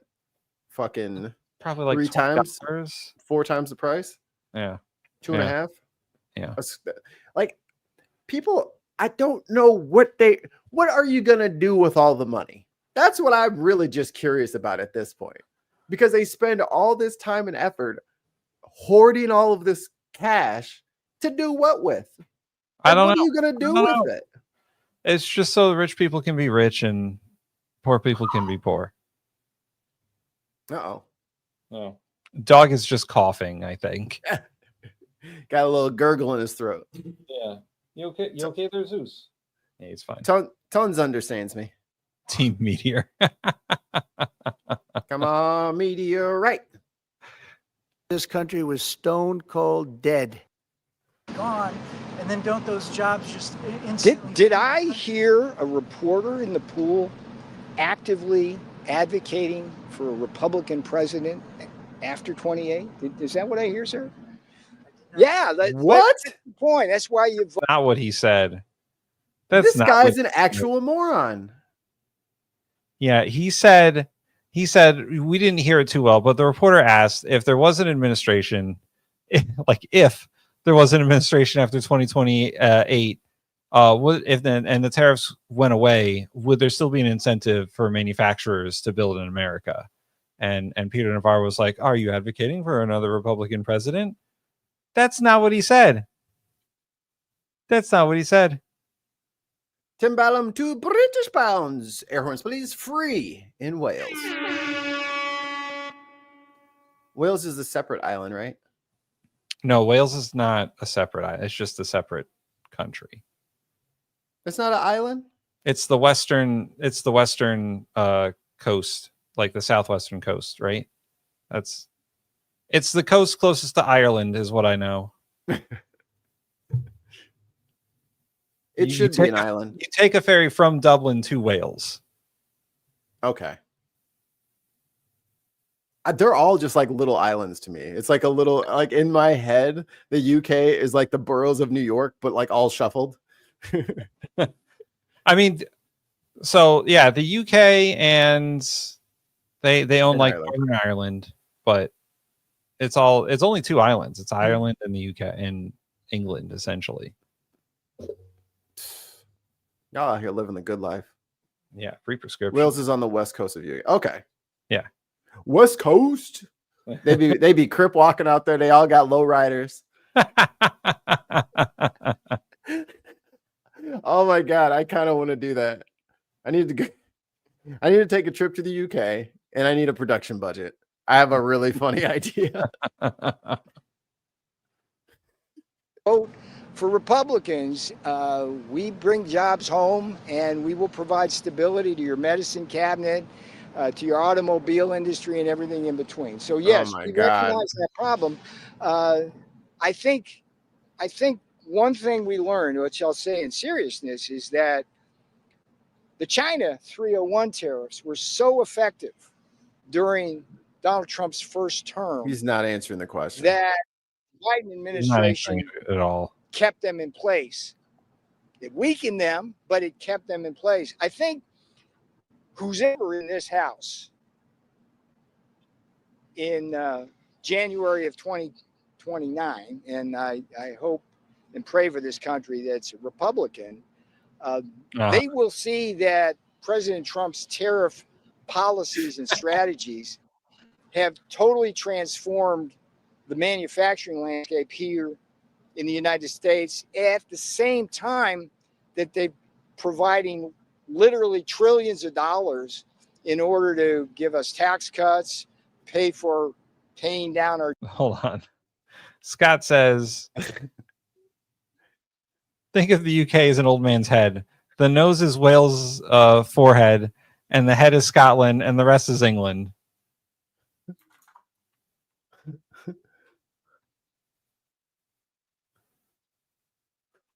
Wait, what? That didn't help at all. That made it worse. Everything. So, yes, it'd be nice if we had 100% certainty, sir, but that's not where we're at. You've been patient here. We'll go here and then here. What's your take from this PPI? Sir, come on. You're violating the rule here, right? We're talking pharma. Yes, ma'am. He's avoiding it altogether. He asked. He said, "I'll take a couple of questions about pharma, and then we'll do the PPI." And 3 questions in, he's like, "Sorry, we didn't reach the mandatory number of questions about pharmaceuticals first." That was about pharma. He just didn't answer the question and then started talking about something else. And then now he's trying to gaslight everybody that everybody's talking about the wrong thing now. No, dumbass, you're the one that drove us over here. Like we were waiting for the question to be answered, and then you led us into the weeds.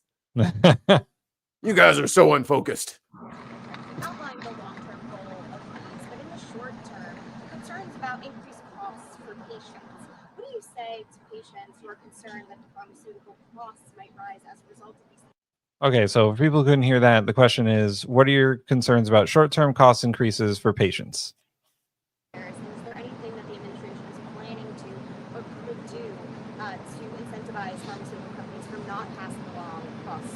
Well, look, the costs. Can you that restate you the question say, again? That's the. What? Did you hear what the question was? I could Yes. barely hear her. She asked, what is the administration going to do about short-term price increases for patients, and how are they going to incentivize pharmaceutical industries to manufacture in America? And we have Right. So what's stopping them from just upping the prices? Gotcha. And we have 5 British pounds. British pounds. Tim Ballum, Southwest would be Cornwall, who voted for Brexit and then complained when they lost EU funding and their markets.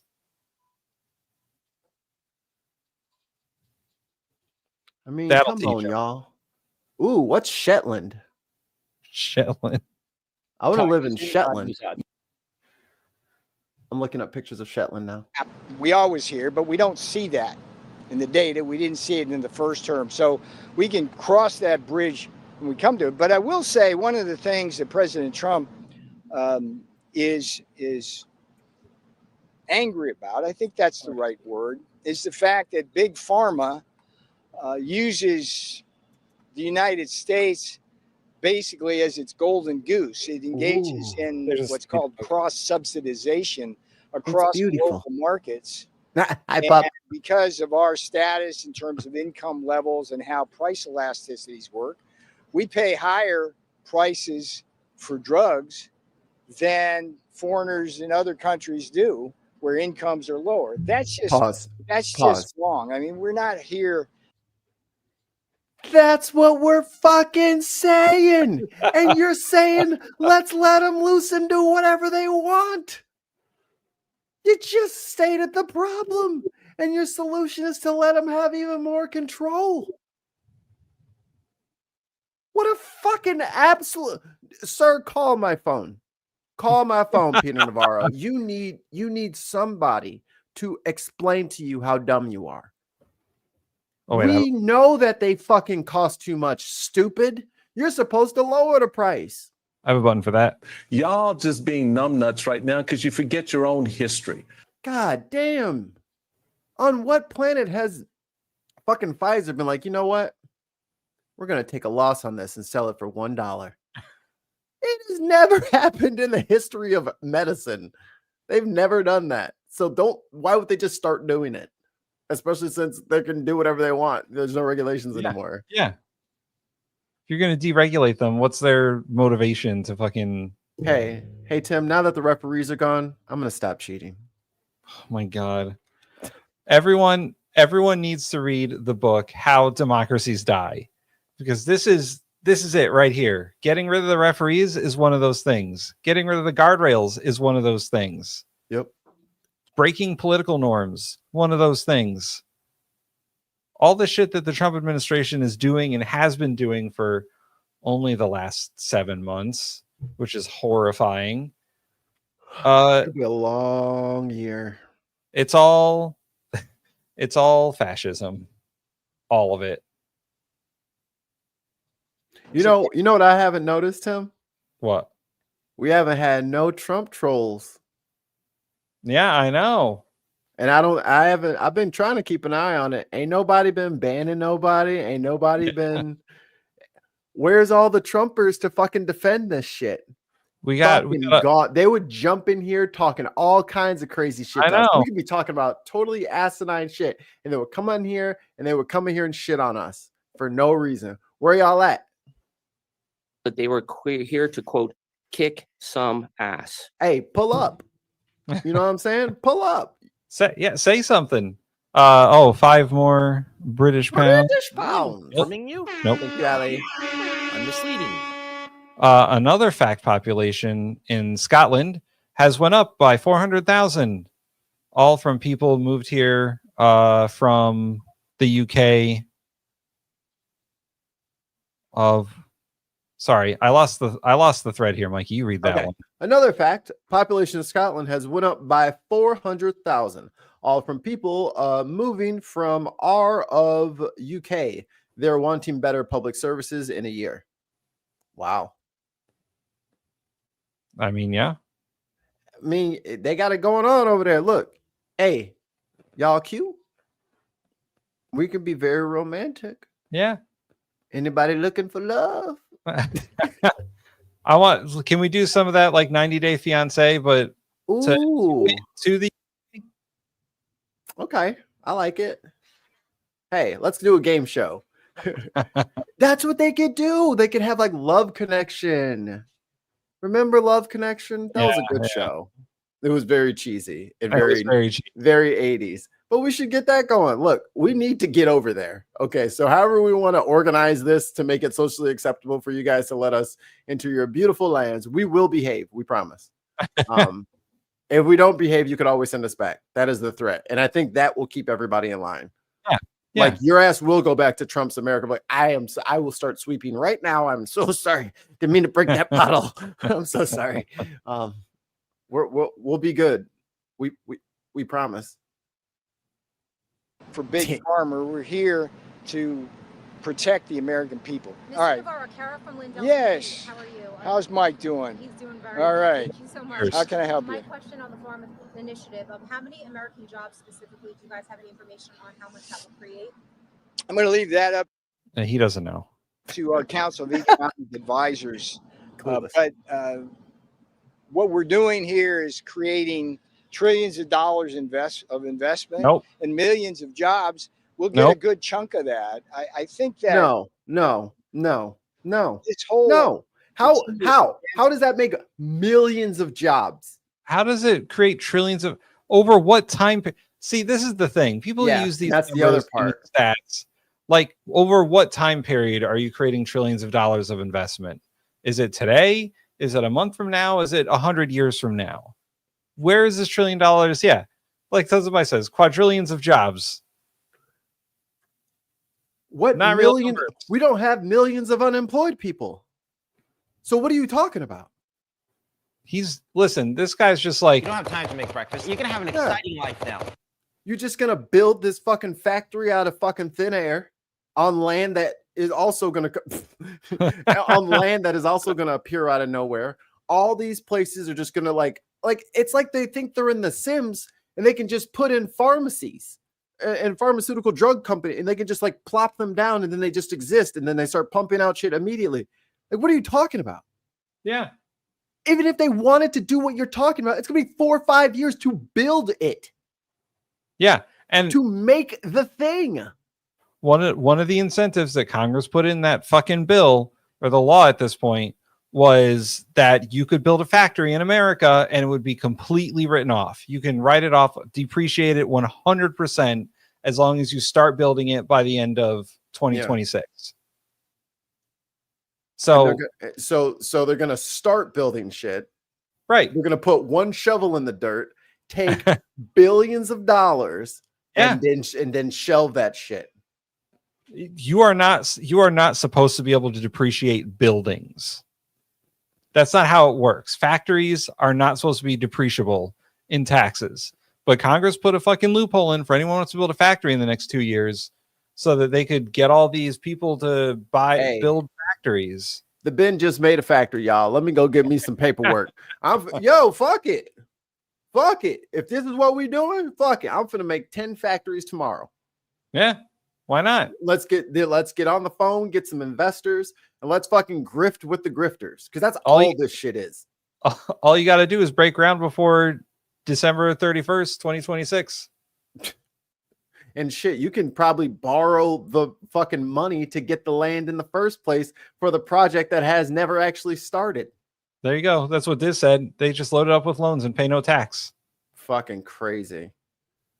Manufacturing revolution I'll be right back. that this will help move forward will be a great thing for America. But the big beneficiary here is going to be Americans who need medicines. And this question earlier about what do you tell Americans about price? Look,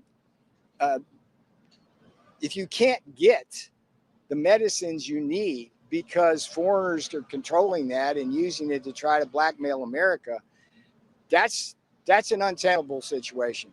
All right, any more pharma questions? Anyone? All right, what would you like to say, Mr. Impatient News Nation? Just wondering if you take away from that PPI. Sure. Just briefly, look, if you look at it, this is the kind of thing I used to do in my previous life. Wrote Of writing economic books that no one ever read. textbooks on economic indicators Textbooks. Oh, we're going to look up his books in a minute. and things like that. What you want to see is whether the PPI numbers will move to the CPI, the Consumer Price Index, which is not always the case at all. We also know that the PPI is highly volatile. We also know there's going to be some people who are going to try to make it a tariff. So the difference between the PPI and the CPI is just fucking letters, but the PPI is wholesale prices and consumer is retail prices. So that's what he's saying, is that like you got to see if the wholesale prices will translate into higher prices for retail, because it really depends on how much of the tariffs that Trump is putting out that companies are going to eat and how much they're going to pass on to the consumers. So this is, the PPI is what companies pay for goods, like my food truck. When I buy things wholesale, that's what I would pay for goods. And then the consumer price index is what customers pay for goods. Like after I make the grilled cheese, what they pay for it. And if any of the price increases to me translate to price increases for them. Story, but if you peer beneath the hood of the numbers, there's nothing in there to suggest that tariffs were responsible for a number that was above estimates. So this is clearly a case where you just watch the data now, and you watch it really carefully. And as the boss says, let's see what happens. All right, thank you for being with you today. He only took one singular question about the price index and that it went higher. That's good. Oh, there we go.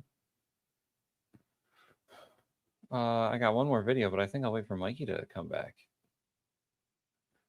But Peter Navarro, that guy is, let's see. He said he wrote economic textbooks.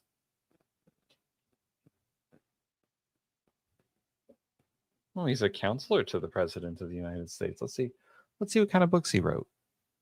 Why is my... Oh. Because Mikey has bad vision, I guess.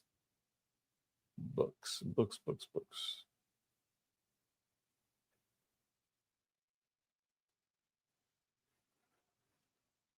He wrote a book about China called The Coming China Wars.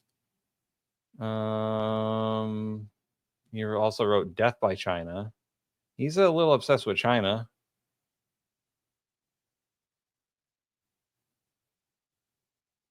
Let's see.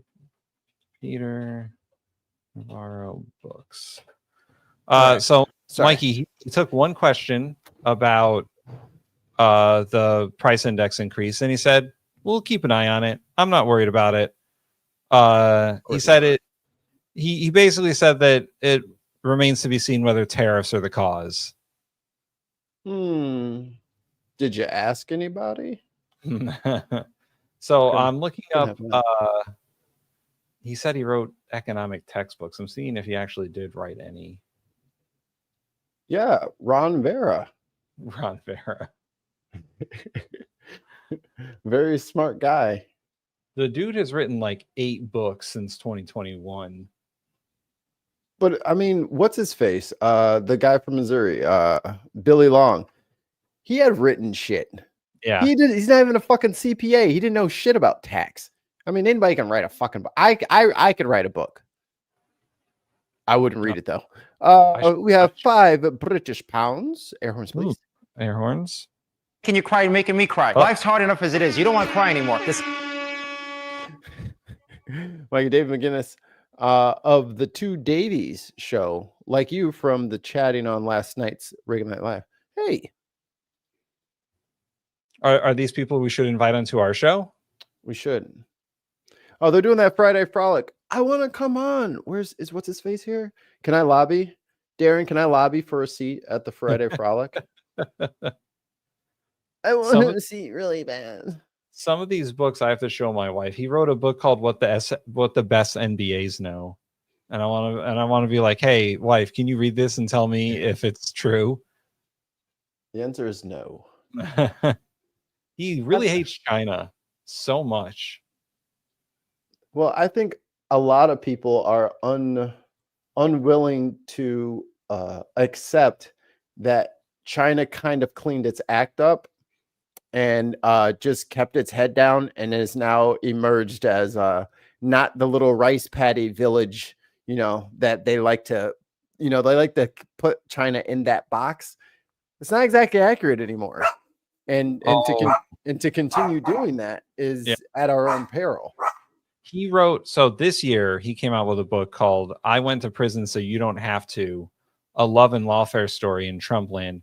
He went to prison for Trump. I remember this now.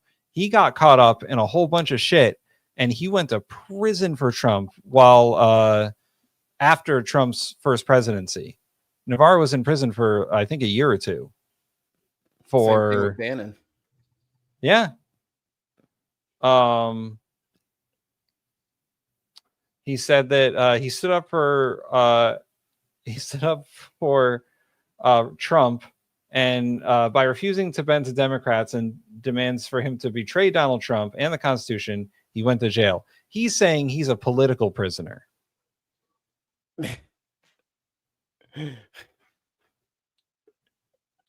Of who? Of whom? I don't know. Brother, you broke the law, man. And the thing is, like, they're used to breaking the law and then lobbying to have it not be illegal after the fact and then be grandfathered. Like, that's how they've lived their entire lives. And it's evident by the way that they try to govern. They think that they are the exception to everything, like that everything that a policy would dictate is for everyone except them. Oh, he went to jail for contempt of Congress. He was supposed to testify in Trump's second impeachment. And you didn't show up. Guess what? We have law and order, remember? Law and order. Yeah. If you are subpoenaed by Congress, you must appear. He said he was subpoenaed by a grand jury in order to surrender any documents related to the January 6th attack, which he helped orchestrate. His prison name. Narrow V. Oh man, that's a good one. Nailed it. That's a good one. So yeah, when he didn't respond to the subpoenas and Congress asked him several times, he went to jail. He's a political prisoner, Tim. He's a political prisoner. So again, MAGA dudes who are over here hate watching. Explain yourself. Where's the lie? Explain yourself.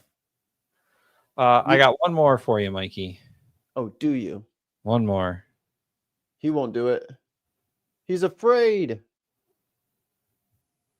No, I won't do it. Majority approval was not at all visible Doing anywhere last night as the crowd refused to shy away from airing feelings of anger and frustration and profound disagreement, especially when it came to the Medicaid cuts of the so-called Big Beautiful Bill.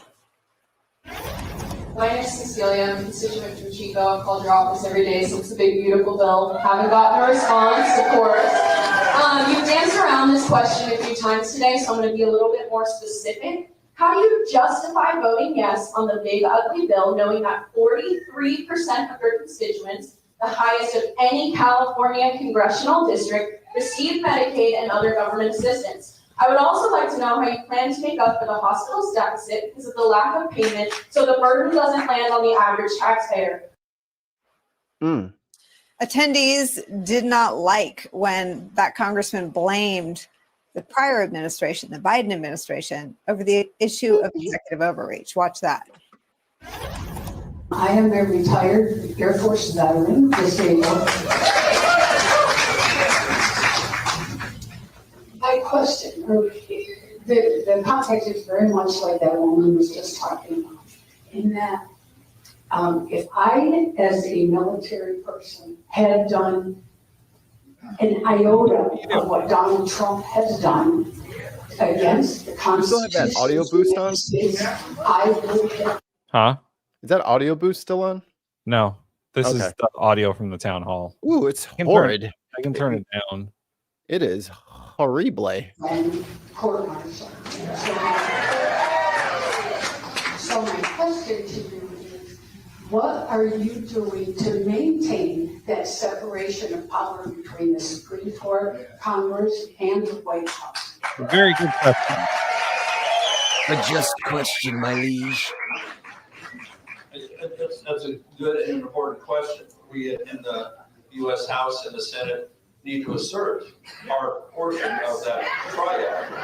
And, much power is vested in the executive branch. We've seen that grow over the years and years with the executive orders, the Biden era set, for example. Boy. It's Mike Flood all over again. Boy, I know you didn't. We do not have unlimited money in the United States. He said, you know what else was crazy? Biden. Hey guys, do you remember Joe Biden? Reminds me of Joe Biden, who I'm going to talk about for the rest of this. Am I really informing you? No, I'm not. I'm misleading you. Oh, he tried it though. Not buying it. When it comes to the Democratic Party, it got a boost today. When it comes to its 2026 Senate aspirations, former Senator Sherrod Brown of Ohio announced that he will throw his hat into the ring to take on incumbent Republican John Husted. As Axios reports, quote, Sherrod Brown, who served 3 terms in the Senate, is the party's best shot at flipping a critical seat. Hold on. I thought she was saying sheriff. No, Sherrod. I'm like, who the fuck is Sheriff Brown? This is the guy that J.D. Vance beat for his Senate seat. You lost to J.D. Vance? Yeah. Yeah. Narrowly. It don't matter, dude. It's J.D. Vance. But J.D. Vance had Peter Thiel money. What that got to do with the price of tea in China? I mean, he had a lot of money, like way too much money. I'm getting real sick of everybody using money as their excuse for losing fucking elections that they don't fucking participate in. They put their name on the fucking ballot and they expect to fucking win because of the D on their name instead of doing the fucking work. Like, you got to get your ass on the ground. You can't, if you had any kind of ground game, there's no way you lose to a fucking JD Vance. You make him look like an elitist and you're fucking done. So every time they see an ad is like, wow, wish I had enough money for ads like that. And you fucking win the seat. Like, if you try, you win. But if you fucking fake it, you lose to fucking JD Vance. I mean, the simple answer for Democrats is stop listening to consultants. Just stop. Forever. Get your ass out in public on the curb and walk through your district and talk to people. Yeah. That is how you win. People want to know what you really think. They want to know how you really feel about policy. And they don't want some fucking polished asshole doing town hall meetings where they're not answering questions. And they do want like personal interaction. I know it's as a senator, like running for the Ohio, it's probably a lot of doors to knock, but you knock as many as you can. You have events, you have town halls, Yeah. you get a Zoom call going and you just hang out with people for a little bit and tell them about yourself. But you do easy shit. Yeah, and this is what the Democrats are going to run into, like people like AOC and Bernie Sanders and Jasmine Crockett and Zohran Mamdani, like they are themselves. Yeah. They are perceived, even if they aren't authentic, they are perceived as authentic because they're speaking at like the people's level. Like Bernie Sanders has never like fucking high-roaded or high-minded anyone in a way that makes him seem inauthentic. He's always been the same guy. Right. He's not trying to talk above people. He's trying to talk to people at their level.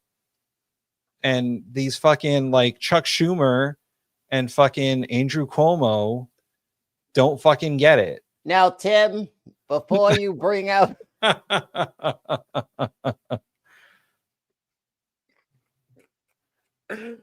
them glasses kill me every time, boy. I'm like, motherfucker, what is a pince nez? What is this?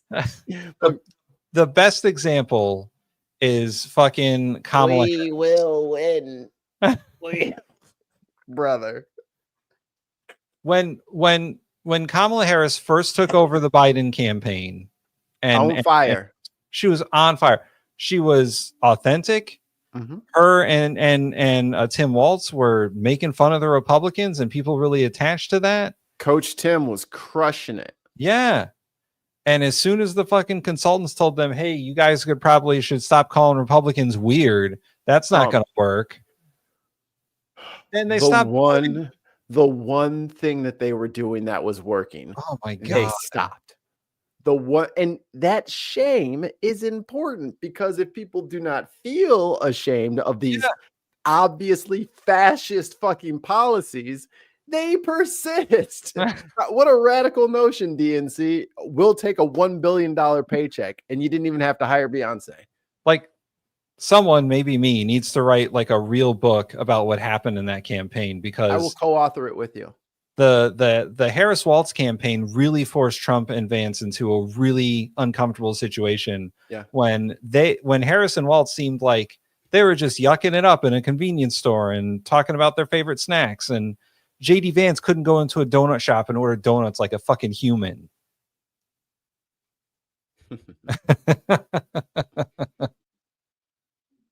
Like they made JD Vance seem like a fucking robot. Yeah. An elitist fucking robot because he couldn't go into a donut shop and order donuts. But Tim Waltz is going into like agriculture stores and like hanging out and going in. He was fixing the cruise control on an international pickup truck. Like he was driveway dad and she was boss lady. It sells itself, y'all. Yeah.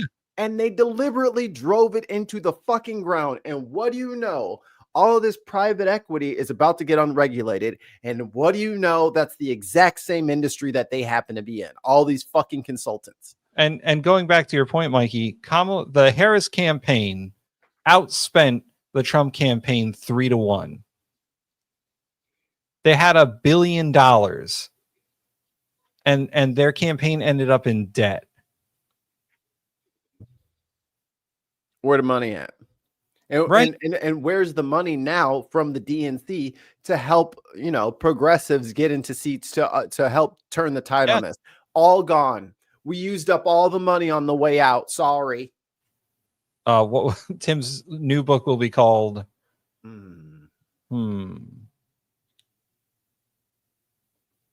Oh, I got it. I know what it's going to be called. I got this.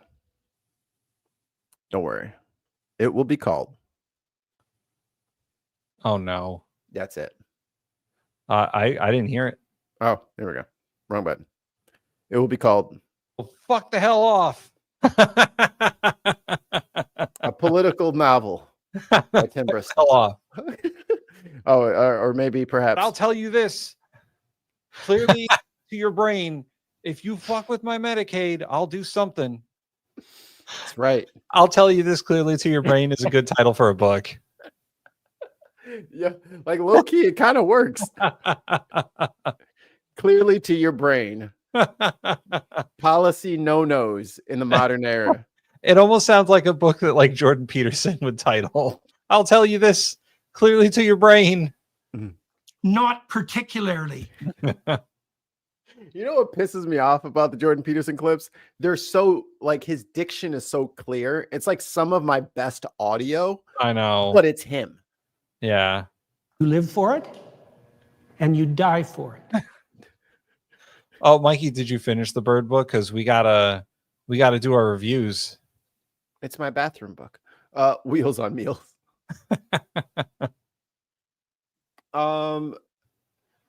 We gotta talk about our rising star who is gonna need some money here soon, and he probably won't get in because the DNC is terrible.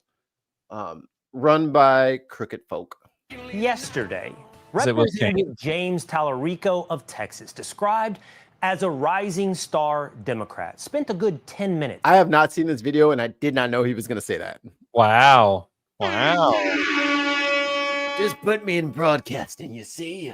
It's here on the Will Cain Show in a conversation that I largely thought was respectful, if not spirited.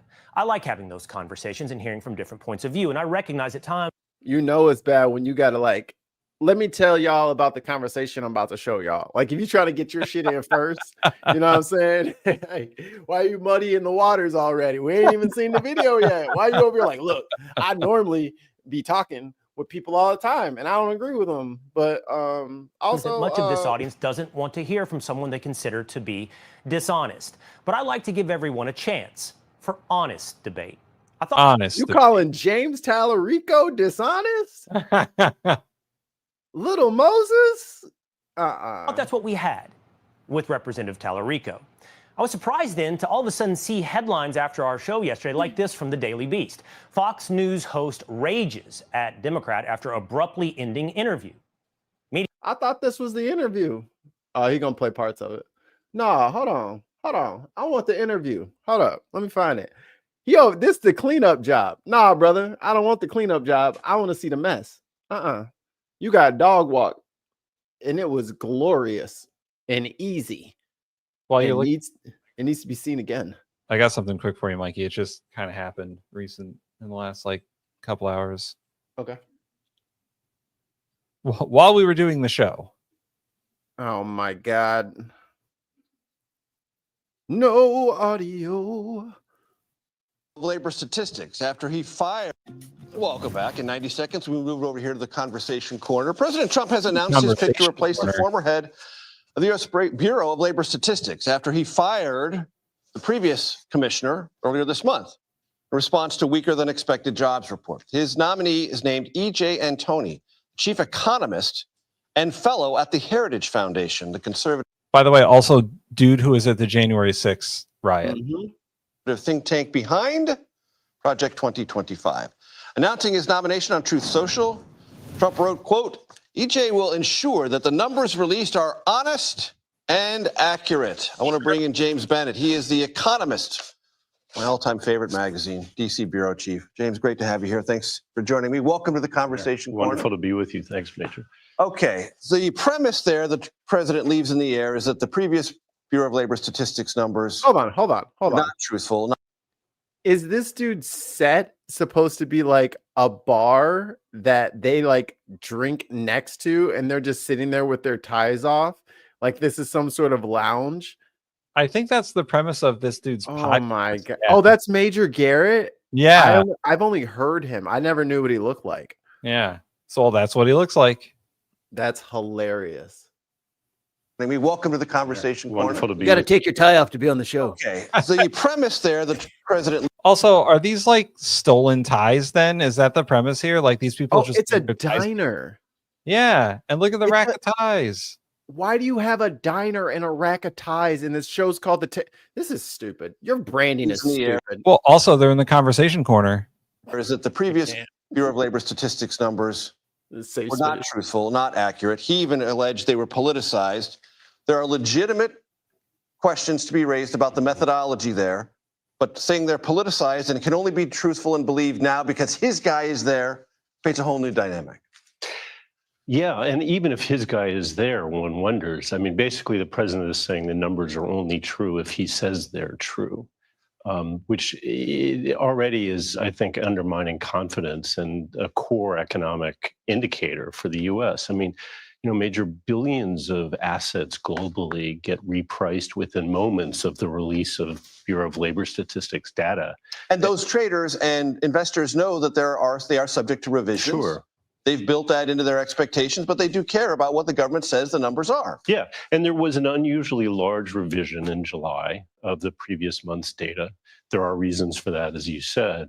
And just 4 months ago, the president was boasting about a jobs report, the very same data, but in that case, and the same methodology. Exactly, same methodology, same commissioner in charge, but he was happier with the result then.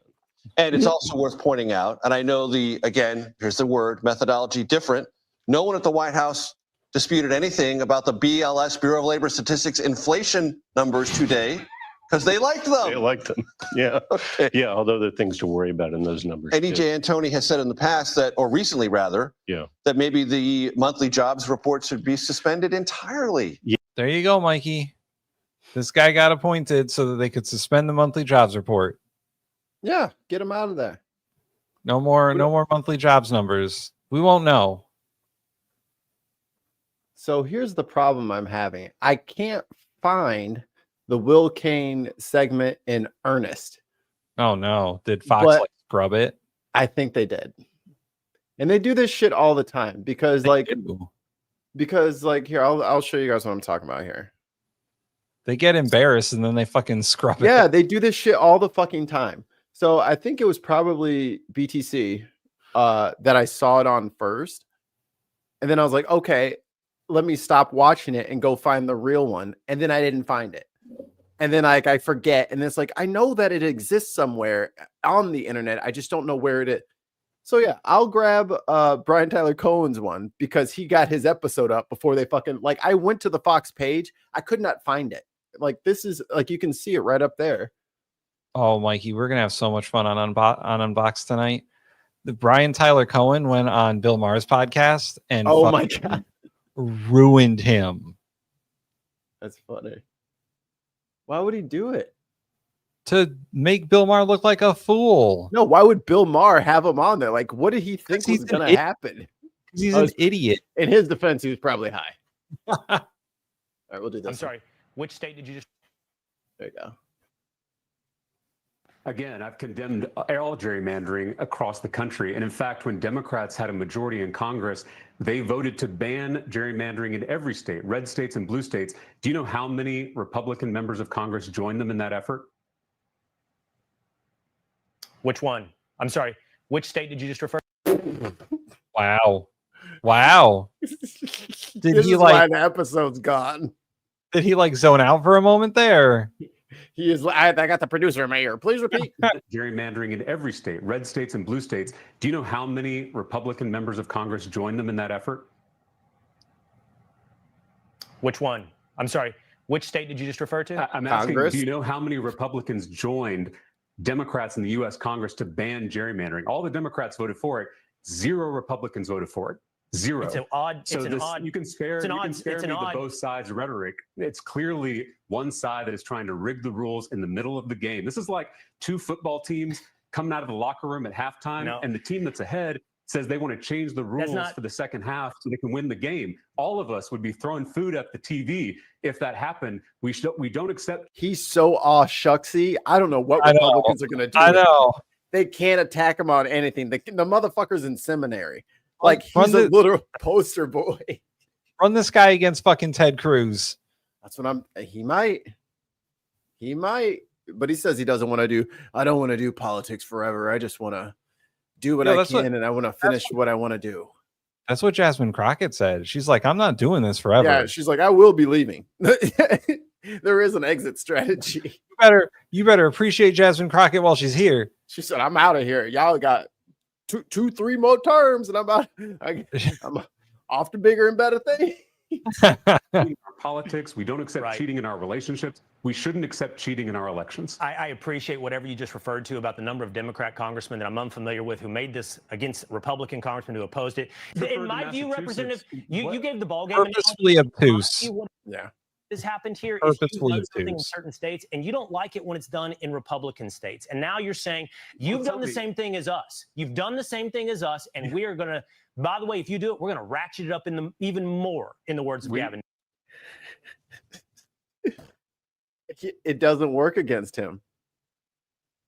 Like he's trying to get that fiery. I'm gonna insult you, and you don't.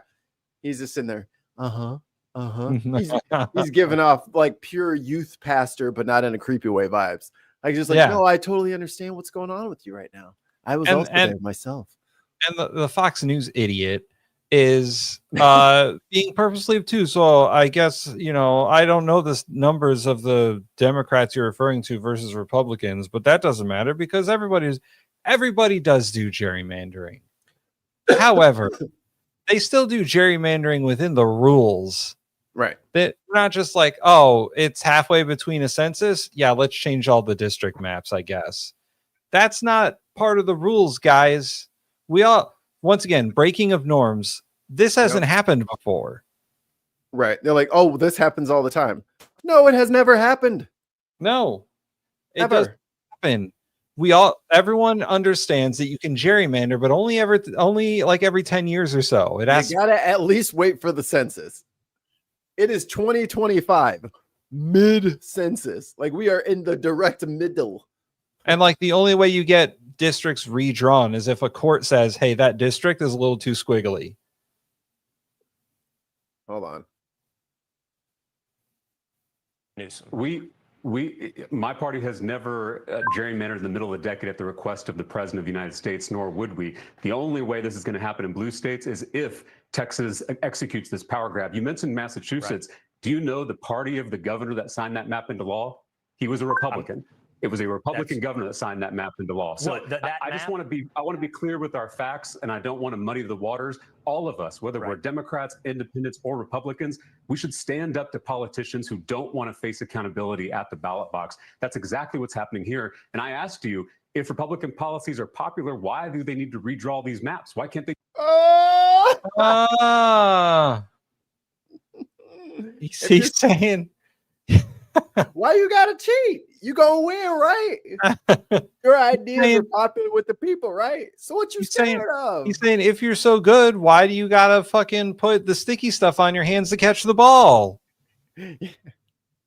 Why does your pitcher have a curious brown streak on the back of his neck? Let me see that. Let me see that ball. If you're so good, Resin. why are you fucking paying the umpire behind my back? Why does the umpire have $100 bills falling out of his back pocket? Just run on their policies. I'm getting wrapped on time. I'm enjoying this conversation. I want to let it go on. He's I getting apologize. absolutely ruined. Cable television. Don't you just hate it when you're totally, definitely enjoying a conversation where your guest is humiliating you on your own show, and then Tell him. So then, yeah. So now we'll hear his Mediaite, Texas Democrat. This is the cleanup job from that. And Fox's Will Cain trade blows online after producer dumps out a fiery 10-minute interview. That's interesting. I don't remember dumping out of the interview. Oh, you dumped out, off, bro. Representative. You dumped. You dumped out. In fact, if I Come on, man. The producer in your ear was like, "Get the fuck out of this right now." Pull the cord, man. Pull the cord. He was like, "End the interview, you moron." It's like playing Call of Duty Warzone. He's like, pull your shoot, man. Hey, man, ground's getting close. I can land it. Nah, dog, pull your shoot. I remember correctly, this is how that conversation ended. I also appreciate you being on the show. You're welcome to be here in Texas, sitting across the table for me. Hopefully soon when you return to take the votes, we would love to see you. I haven't had a good breakfast taco. I haven't had a good breakfast taco in weeks, so I'm ready to come. Hold on, James Tallarico. Wow, selective editing. This is like Tucker Carlson shit. Watch your mouth, man. Don't be talking about our breakfast burritos. Maybe you ain't going to the right spots. Maybe you should go to Cicero. That's where you should go. Or go to the South Side. That's where you need to get your breakfast burrito. Son, it's Texans that live in Chicago. It's mad Texans. Back home. Yeah, it's because you're in Illinois. Okay, thank you, Representative. Agreed.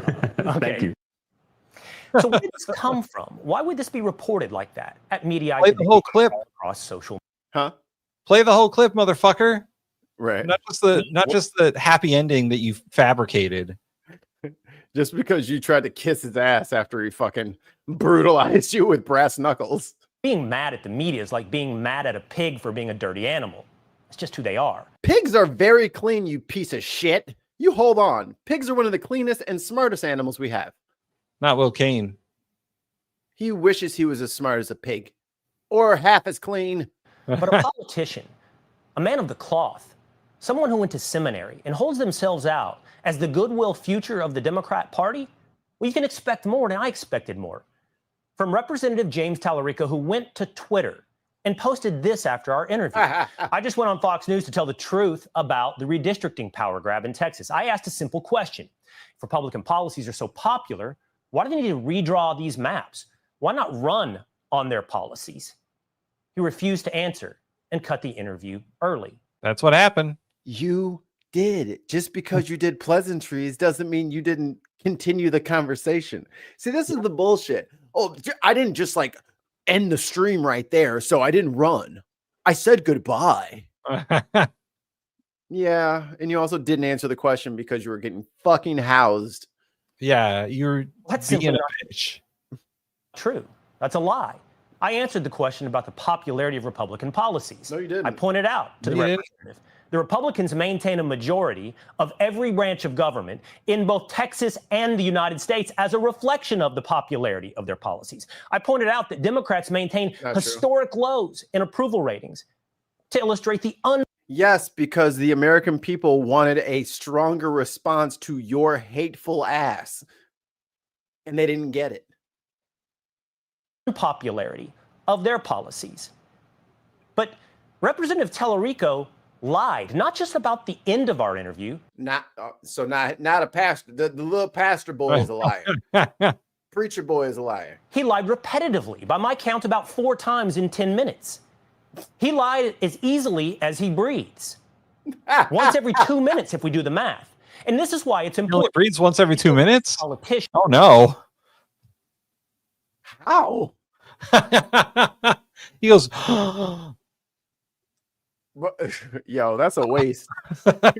Again, this self-described man of the cloth is being propped up as a politician of goodwill. He's being laundered through the formats of credibility. This is him on Joe Rogan.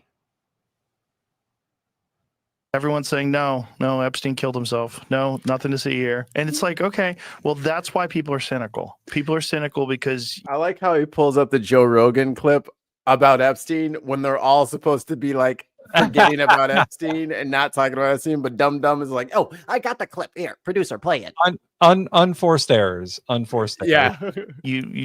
you had all this hope for change, and then you realize, like, oh, the same people that are pulling the strings are still pulling the strings. It doesn't have to be this way. That is the key step. Right. So I'm That's not on. because you need to run for president. It's 'cause you...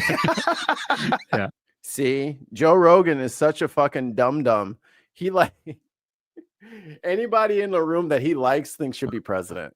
Or thinks that anyone who he thinks is smart is the smartest person. They're like the new Einstein. Like any person who walks in there is the best at whatever that thing is if he likes them. Yeah, Joe Rogan is such a fucking sponge for whoever he's talking to. Like that's not what a good interviewer does. It's just not. He's just letting whoever he's talking to talk about whatever they want and then just like tacitly agreeing with them. If I don't encourage anybody to watch Joe Rogan, I watched the full James Tallarico episode.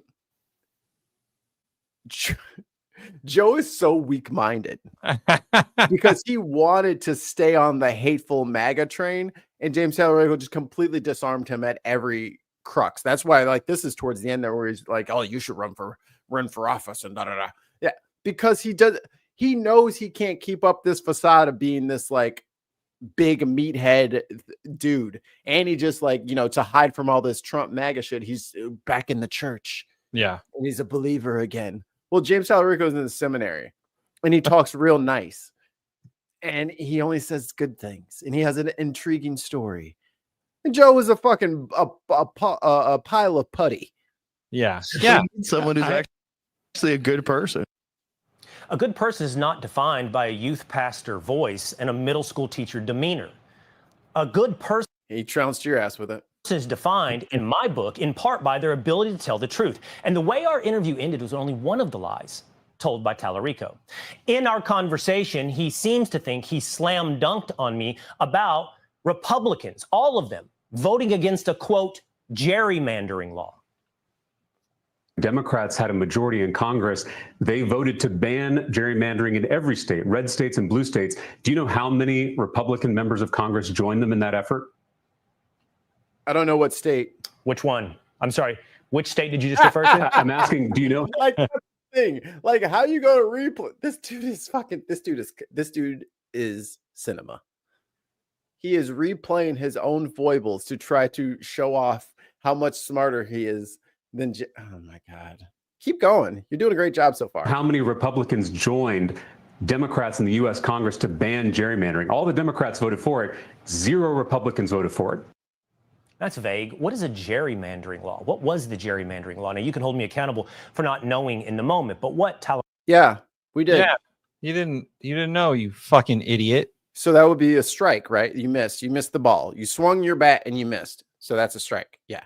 Tallarico is referring to there is HB1, a bill attempted to be passed in 2021 that, yes, attempted to ban gerrymandering, and yes, Republicans voted against. But what Tallarico hid from you, what he lied, is that was only one part of the For the People Act. What year? It also created automatic and HR 1 For the People Act. For the People Act. Same-day voter registration. It expanded early and mail-in voting. No Republican supports mass mail-in voting. They did. Hey, Tim. Yeah. How does the military vote? Mail-in voting. Okay, I was just checking. Hey, Mike, how do most old people vote? They usually just mail it in. They Yeah. don't like to get out. What if you're a full-time worker? I mean, you probably don't want expanded early voting, Well, so that you can vote when yeah, it was yeah, yeah. convenient for you and not on the specific time and date of the thing. How do most college students vote when they go to colleges out of state? Oh, they usually mail in the vote. Yeah. So they don't have to travel back to, like, I don't know, Florida to Seattle. That's a long trip. So it'd be nice to be able to just mail in your vote. What's a good way to register voters? Probably like, I mean, the same day. Yeah. I mean, Would if they it have be- all their documents with them, they should be able to just register and vote at the same time. Would it be easier for them to like go to their town clerk and like, get a sheet, or would it be easier to just like have a link they can click and they can register online? I mean, it is the technology age. We can definitely verify who somebody is. And wouldn't it be cool if there was a 10-year fucking tax disclosure requirement for presidential candidates? What? We can't have that in there. We can't have that Trump in there. have to just be like, I'm under audit. I don't know what to tell you guys. I can't release anything until the audit ends. This is, you know what? Will Kane is 100% correct. This is terrible. Why would anyone want this oppressive for the people act? My God. My God. This is fascism is what this is. Voter registration. It expanded voting rights to felons. It restricted voter polls. Yeah. What's the problem with that? They served their fucking time. They should be able to vote. What are you talking about? By the way, the bill passed the House of Representatives, 220 votes to 210 votes. And there were 2 no votes. All the Republicans voted no. 2 of them abstained. Ooh, do we know? Does it say? Play it and I'll let you know. Okay. Independent redistricting commission. I'm just nosy. It also here we asks go. for I'm gonna guess Holly. Bergman from Michigan. Doug and Bergman. Miller- The current isn't he the interior? What's Bergman? No, it's not Doug Bergman. It's a different Bergman. We're Oh, gonna he's- find out. I'm clicking the link. Jack Bergman, Oh, that's Bergam. representing Michigan's 1st district. A Michigander, eh? Ah. There's a lot of blacks and Muslims over there. They might be getting the wrong idea trying to be represented in the body. He still represents Michigan's 1st district. Come Dude on, is guys. old as fuck. Come on, guys. And let's see. The other not voting representative was from Illinois. Who was that? Hold on 1 second. Miller. Mary E. Miller, representing Illinois' 15th district. Oh, she's out in the farmlands. Okay. your tax return. Okay. Yeah, her That is- hometown is Oakland. You got a map? Let me see. Can you zoom out? What the fuck is that? Keep going. Oh, that's DC. Where's? I was like, what the fuck? That don't look like us. Hold on.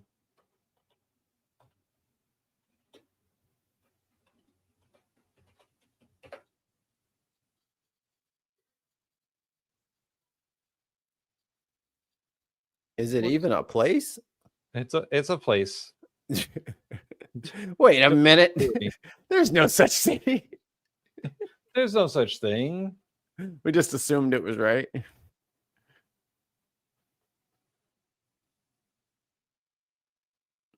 Oh, yeah. She's out in farm country. Oh, dude, that's a crazy fucking district. So look at that. So they decided to put the people in East St. Louis, which is just across the river there, and the people is that Champaign? Yeah. Yeah. So Champaign-Urbana is where University of Illinois is, the Fighting Illini. So that's where they are. So they put the whole college town, which would be full of others, and East St. Louis in the same district. Dude, like, come on. This has to stop. Look at this fucking district. Mhm. What the fuck is going on And then here? look, and then up there by Davenport, look, there's another hotbed of blacks because the Quad Cities are over there. This is crazy. Mm-hmm. This is why politicians shouldn't be allowed to do this shit. Look at how It should fucking just crazy this it should just be a fucking grid. Yeah. And you get what you get. And the grids in the districts go in order. Yeah. Just from north to south. If you have 10 districts, then you take it into a grid and you get the top, and then you get the middle slice. No, it should be random like that so that you have to represent everybody. You shouldn't be able to pick your voters. How is this not challenged in court? Look at the clear other district that is like fucking a squiggly line going from St. Louis through Springfield and Champaign. Yeah. What the fuck? And they still lose everything. God.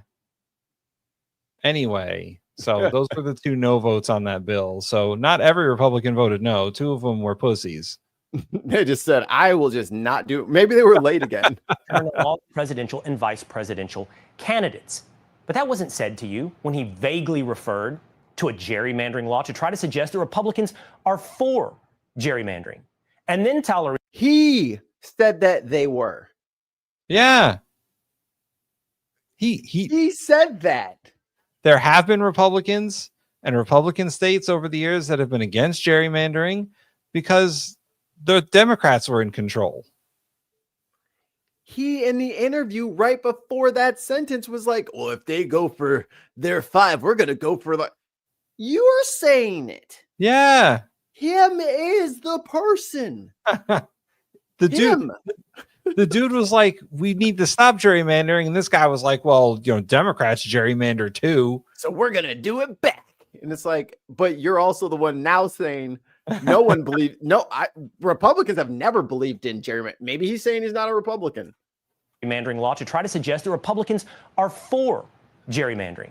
And They then are. suggested. Then why is Abbott doing this? Yeah. Is it just because the president told him to and he doesn't have any other choice? He runs his own state. I can't believe people watch this all day. Fucking Hot Wheels down there can do really whatever he wants. He does it anyway. Right. I was going to grab there wasn't really a good clip of it, but one of Abbott's boys or Paxton's boys, his attorney general, tried to file paperwork in Chicagoland in Illinois, in an Illinois court, saying, can you please give us all of those Texas Democrats? And they're like, go fuck yourself. No. First of all, this is not Texas. They don't have to do anything. You have no power here. Massachusetts, completely gerrymandered map. Well, it was bipartisan and fair and signed by a Republican governor. You mentioned Massachusetts. Right. Do you know the party of the governor that signed that map into law? He was a Republican. It was a Republican governor that signed that map into law. So I just want to be clear with our facts, and I don't want to muddy the waters. But Tallarico was not clear with his facts, and he did muddy the waters. And again, you can hold me accountable for not knowing this in the moment, but I do know it now. This is such a fucking cleanup job. You're so embarrassing, Will. I know. He's like, I'm sorry, I'm so dumb. You'll have to forgive me for not knowing any of it. It was not fair of me to not know both of the answers to the only 2 questions I took throughout the interview and then abruptly ended it. That Massachusetts in 2020, when it drew its map, did have Charlie Baker, a Republican, as governor. But Democrats also had a supermajority, as they have often in that state, a veto-proof supermajority that drew that map. Charlie Baker could do nothing in Massachusetts, but that was hidden as well. Another lie. Did he or did he not? Okay. Yeah. And if that wasn't enough, he could have not signed it and then the veto was overridden, but at least he could have said he didn't sign it. But he did sign it. That would have been the purely political move, is to say, hey, guys, hands are tied. I didn't sign it. I pocket vetoed it or whatever. And they overrode it. What can I do? I tried to veto it. I tried my best to block it, but he did sign it. So what Tallarico did on social media was deceptively edit our 10-minute conversation into about 7. You spent 3 minutes saying goodbye, and I love you. 70 seconds of what he thinks are slam dunks, what I think are clearly lies, with no response from me, and makes it look like we said kind of slam dunks. He kind of dunked on you a lot, bro. This is not fair and balanced. They didn't show all the lies I was telling all the way. They just showed him smacking me around like a bitch. Goodbye. It's short on time. We have to go. We have to run. I gave Tallarico 2 more minutes after telling him we're tight against time. He used that time like Jill Biden to talk about breakfast tacos if that makes him a Texan. That's because you're in Illinois. Yeah. You were really digging into him when he was wasting your time at the end, weren't you? Weren't you, Will? Where I come from, being a Texan is someone with a steel spine and something between their knees, between their legs. That Whoa. This guy is so butthurt that he got embarrassed on his own television show. That he had a producer screaming in his ear, "You dumbass. Dump out. He got you." Throw in the damn towel. Fucking Rocky 2, or was that 3? I don't know. I'm not big on the Rockies, but the meme. Will, that's the perfect face. Will, do you feel good about this? I think you need to get that as a screenshot. Oh, Will, what's wrong, bud? Use it for Unboxed. Oh, Will. Well, Mikey, we're gonna review this guy and what we can find of the interview, and we'll put it up to the boys for a vote. Prepare to be unboxed. something gives you the integrity to tell the truth. Now, I don't know what the voters of Round Rock, Texas think about what it means to be a Texan, but if Tallarico is any evidence, it means being a fraud, a fake man of the cloth, someone who's as comfortable lying as he is, lying as he is. A steel spine. Is he literally stupid? Yes, is what we're trying to tell you. This boy. No, you need an adamantium spine. If you're not Wolverine, fuck off. Oh, like me. Running to Illinois. I will say one thing. Mark Cuban. He's having the best food he's ever had in his life. Is right when he posted on X. James Tallarico is doing having the Chicago beefs. Right. We're going to send that motherfucker back with an accent. What you talking about? As far in politics as he wants to go. He is good. He is a good politician. Is defined by his ability to lie. And I have no doubt that will make him a star, Cuban, as a Democrat. But what I also think it makes him is an absolute fraudulent man of the cloth, an absolute fraudulent man of God, somebody without intent. All right. Wow. Hey. All right. Don't get on James's radar. You know what I'm saying? He got the juice right now. Like, hey, maybe there was a certain pop star that was moving away I didn't really agree with. I ain't say shit about it. I kept that shit to myself. I don't want that. Hey, I don't need no hives or ifties coming after me. I shut my ass up. Hey, Will, you might want to shut the fuck up. You don't want to get on. You do not want to get on progressive media's radar. You don't want us coming for you. Better dip your head back below the surface where you belong. Integrity, somebody without honor, and somebody who has the inability to tell the truth, who lies the entire time he runs to Illinois. Oh my God, worst fucking delivery ever. Fucking learn how to read a prompter. Yeah, honestly, dude. Have some gravitas. Or something. 5 British pounds super chat from Tim Ballum. The only towel he would be able to throw in is a sanitary one. Ugh. And don't use those. They're bad for your septic tank. Oh yeah, I have septic now. Gotta get a bidet, everybody. Get a bidet. Yeah. They're not that scary. It's okay. You'll get used to it. Oh, I have to tell the story when I installed mine. Should I save that one? That specific video for Unboxed? Oh yeah. And the other, and whatever we can find of the actual interview. Yeah, we'll have to see where they stashed it. Well, maybe James put it up. That'll be easy. Maybe. Well, Mikey, I think we've come to the end of the show. Yes, it's time for lunch. Just use the shower to wash your hands. Yeah, just get in there. Get in there. I think at some point, I mean, if the world would stop trying to end itself between broadcasts, it would be nice. I think we need to have and sorry, ladies, but we need to have a guy episode. Not like a bro thing, not like a dude thing, but just guys. Like we gotta. I think we need to circle the wagons because there's just been some foul shit going on, and we just maybe we can have a resource for young men, because I think a lot of young men have a lot of bad influences, and I think despite our obvious sex appeal, you can totally be an intellectual in this day and age and have morals and be a good person. And maybe you just need somebody to show you that you're doing it wrong. So maybe we need to address them. Positive masculinity. Yeah. Something to point to for the youths, because these motherfuckers well, Mikey, I was thinking at some point we're gonna have to like take a week off, go on vacation or whatever. Maybe we record a couple things, put them in the bank, and then like that'll be that week. Just put up some videos that people can watch. We'll do some deep dives into stuff. You're doing? Do you understand that? I mean, probably we should probably take time off, but I feel like I can't. That's what I'm saying.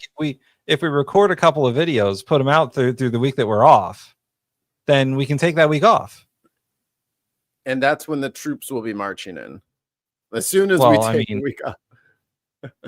Oh, and also I had a video. I forgot. Yeah. I said we'll have to try and predict a week that something won't happen. I don't know. No, they're like liberation, whatever bullshit. What was I going to say? Oh, that Chicago Air and Water Show is coming up. So if you're in Chicagoland and you see jets and shit, do not panic. Be aware, right? Like be aware of what you're looking at. Like make sure it's not like, I don't know, maybe learn a couple of plane models so that you understand what's going on. But there will be increased air traffic. Live at 8 p.m., by the way.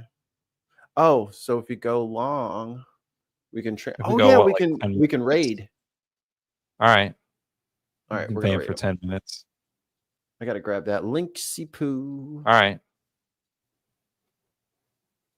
Thank you. I heard myself and I don't like it. I'm sorry. I didn't mean it. I take it all back.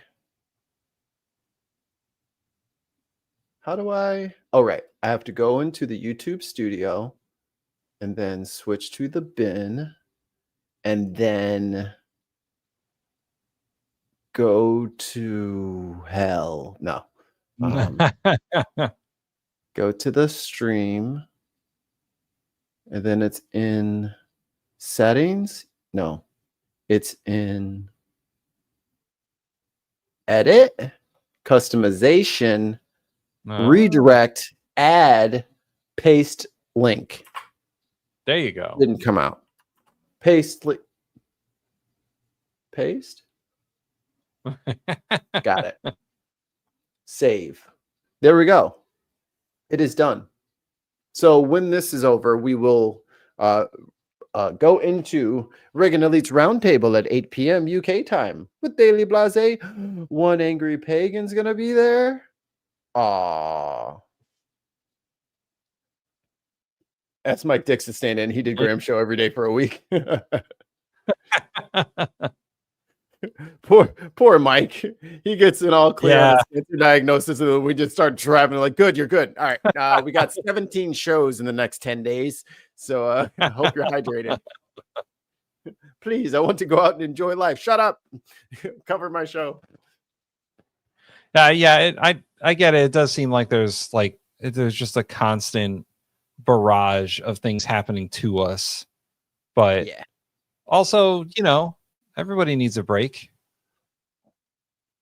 We could all use sanity.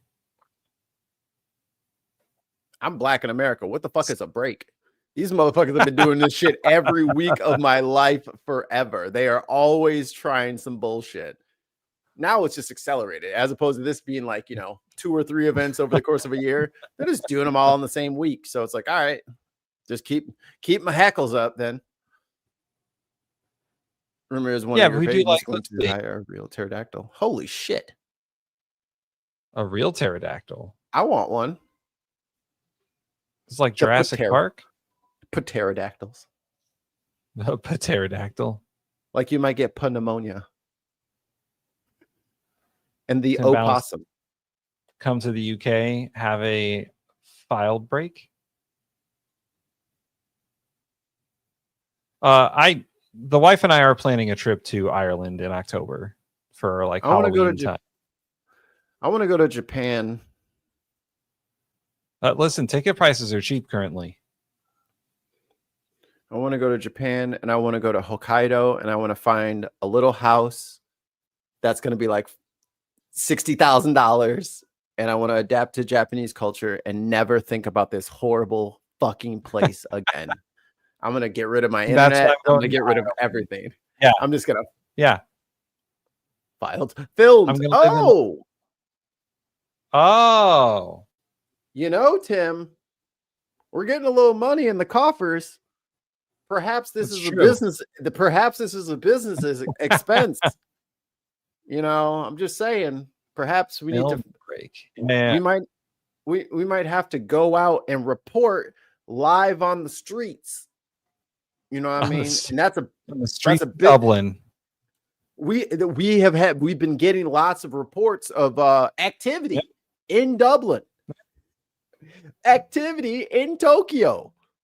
We have to go report on it. That's our job, is to report the news, and we have to go to where the news is sometimes. I would like to. So I will report the news from like the Aran Islands in Ireland, where there's like no internet. I assume it's just islands off the west coast where you take a ferry out there once a day and you just stay the whole day, and no one bothers you. See, look. We're doing remote episodes for Tim's upcoming cooking show, Under the Knife. Hold up your arm. There you go. See, Under the Knife, Tim's cooking show. How to make yourself beautiful by eating his deliciously crafted meals. What a grift. What a grift that would be. The animal of the vacuum. Yes, my idea of vacation is to not have internet as well. To just be somewhere that's not America and to not be bothered by the internet. What's your dream scenario? Like, what's your Thanos dream? My Thanos dream? Yeah. Is that I have citizenship in a country that is part of the European Union. I don't really care which one. I would prefer like Ireland or Italy because I'm Italian. Maybe France. Germany wouldn't be bad. I know some German comedians who are hilarious that have told me so many good things about Germany. Anywhere in the European Union. Which also, by the way, means I can live anywhere in the European Union. I got a different dream. Okay. I want a small farm in the Andes.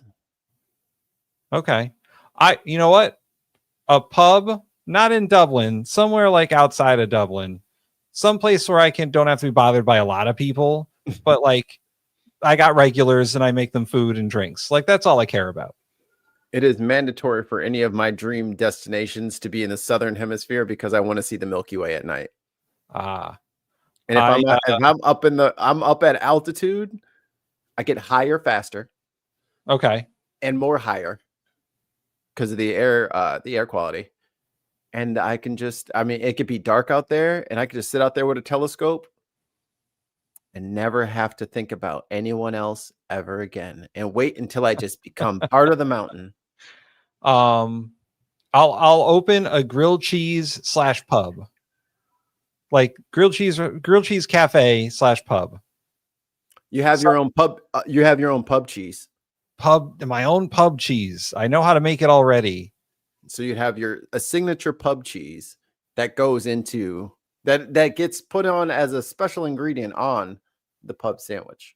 That's all I want. Just a small like cafe somewhere in like the local village in a county in Dublin where there's not a ton of people, and just be at peace with the sheep. Or raising alpacas. I would raise alpacas on a mountain. Mikey Famine, alpaca farmer. For sure. Give me one of them ponchos. Like, I just want to live out Pacha's life from Emperor's New Groove. I don't think that's much. I don't think I'm asking for a ton. I think I'm asking for a little bit. Just a little. Just don't water slide my shit. Tim's Pub would be called. Tim's Legitimate Business Grilled Cheese Shop. .com. .com. Brought to you by Verizon.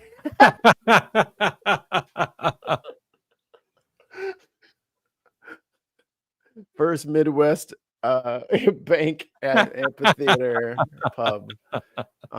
Dude, Comiskey Park is called like USL. I don't even know what it's called. I think it's the Guaranteed Bank Loans or something like that. I'm like, we gotta stop this. We gotta stop. Like, Fenway is Fenway. Busch Stadium is Busch Stadium. Comiskey Park has not been Comiskey Park since 2002. You can't be, and it's been like 9 different names now. It's the city's gone to shit. Irish Harps. Oh, that's a good one. I've also seen like in Galway, when we visited Galway, there was I don't know how to explain it. There was a fair going on, like a park, and there was a fair going on. These tiny little food trucks, like super tiny. The drunken mice. There we go. I also wouldn't mind owning a tiny little food truck. Just addicted to the grind. Yeah. I had something too. What was it? Alpaca farming on the mountains. No, it's for your pub. What was it? Oh, the name of the pub? Oh, I got it. Slunge. Slunge. Yes. Just call it Slunge. People won't know what it means. But they'll have to come in to see. Oh man, it could be Halo themed on the inside. The cheese is called Slunge. Oh my god, yes. Slunge cheese. Oh. You would be a meme and a business owner and a restaurateur all at the same time. The Halo voice guy would come over all the time, like, I love eating slunge. I just want something quiet, like that Japanese restaurant that we watched.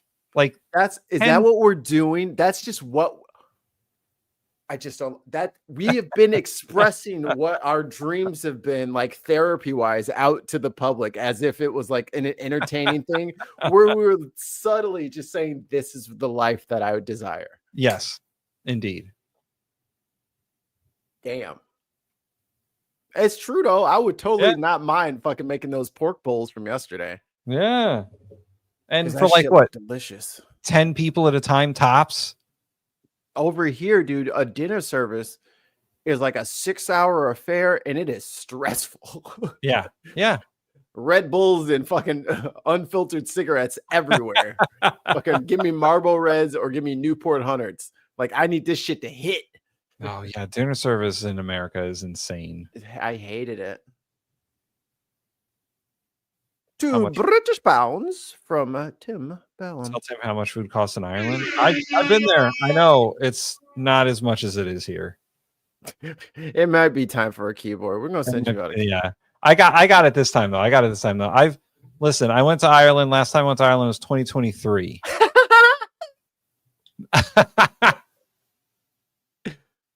Oh, I know what it would be. Pugs. Just pugs.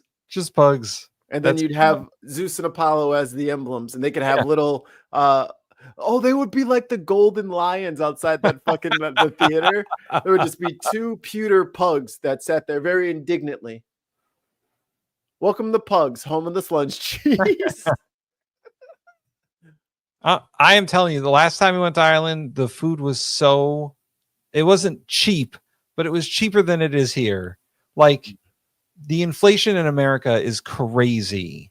Everyone's in denial. Is that what it is, Tim? I think everyone's in denial that things are way more expensive than they used to be. Yeah. And they're acting like, oh, well, I can afford it and it's fine. It's like, no. It's only going to go up from here. Yeah.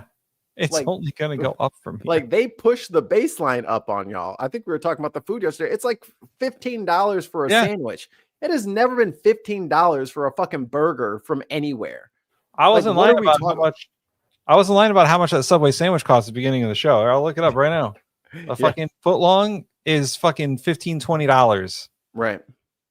Which is unreal. Like that's not right at it, by any stretch of the imagination. Their food costs have not gone up at all. It is just greedflation, which what's her face and in the Harris administration, that was one of the main things that they were going after was all of this fucking insider collusion price fixing.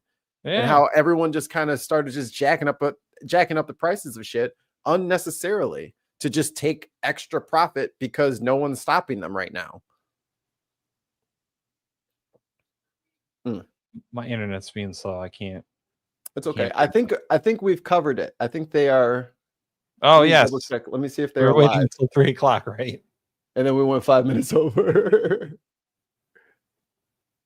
Let me see. Yes, and the Israelis. Yes, they are. Oh, look, there's one angry pagan. Okay. We should get out of the way. We're interrupting their show. Thank you guys so much for all the support. Thank you so much for all the support. We love you. We love you. Love you. Drink your meek.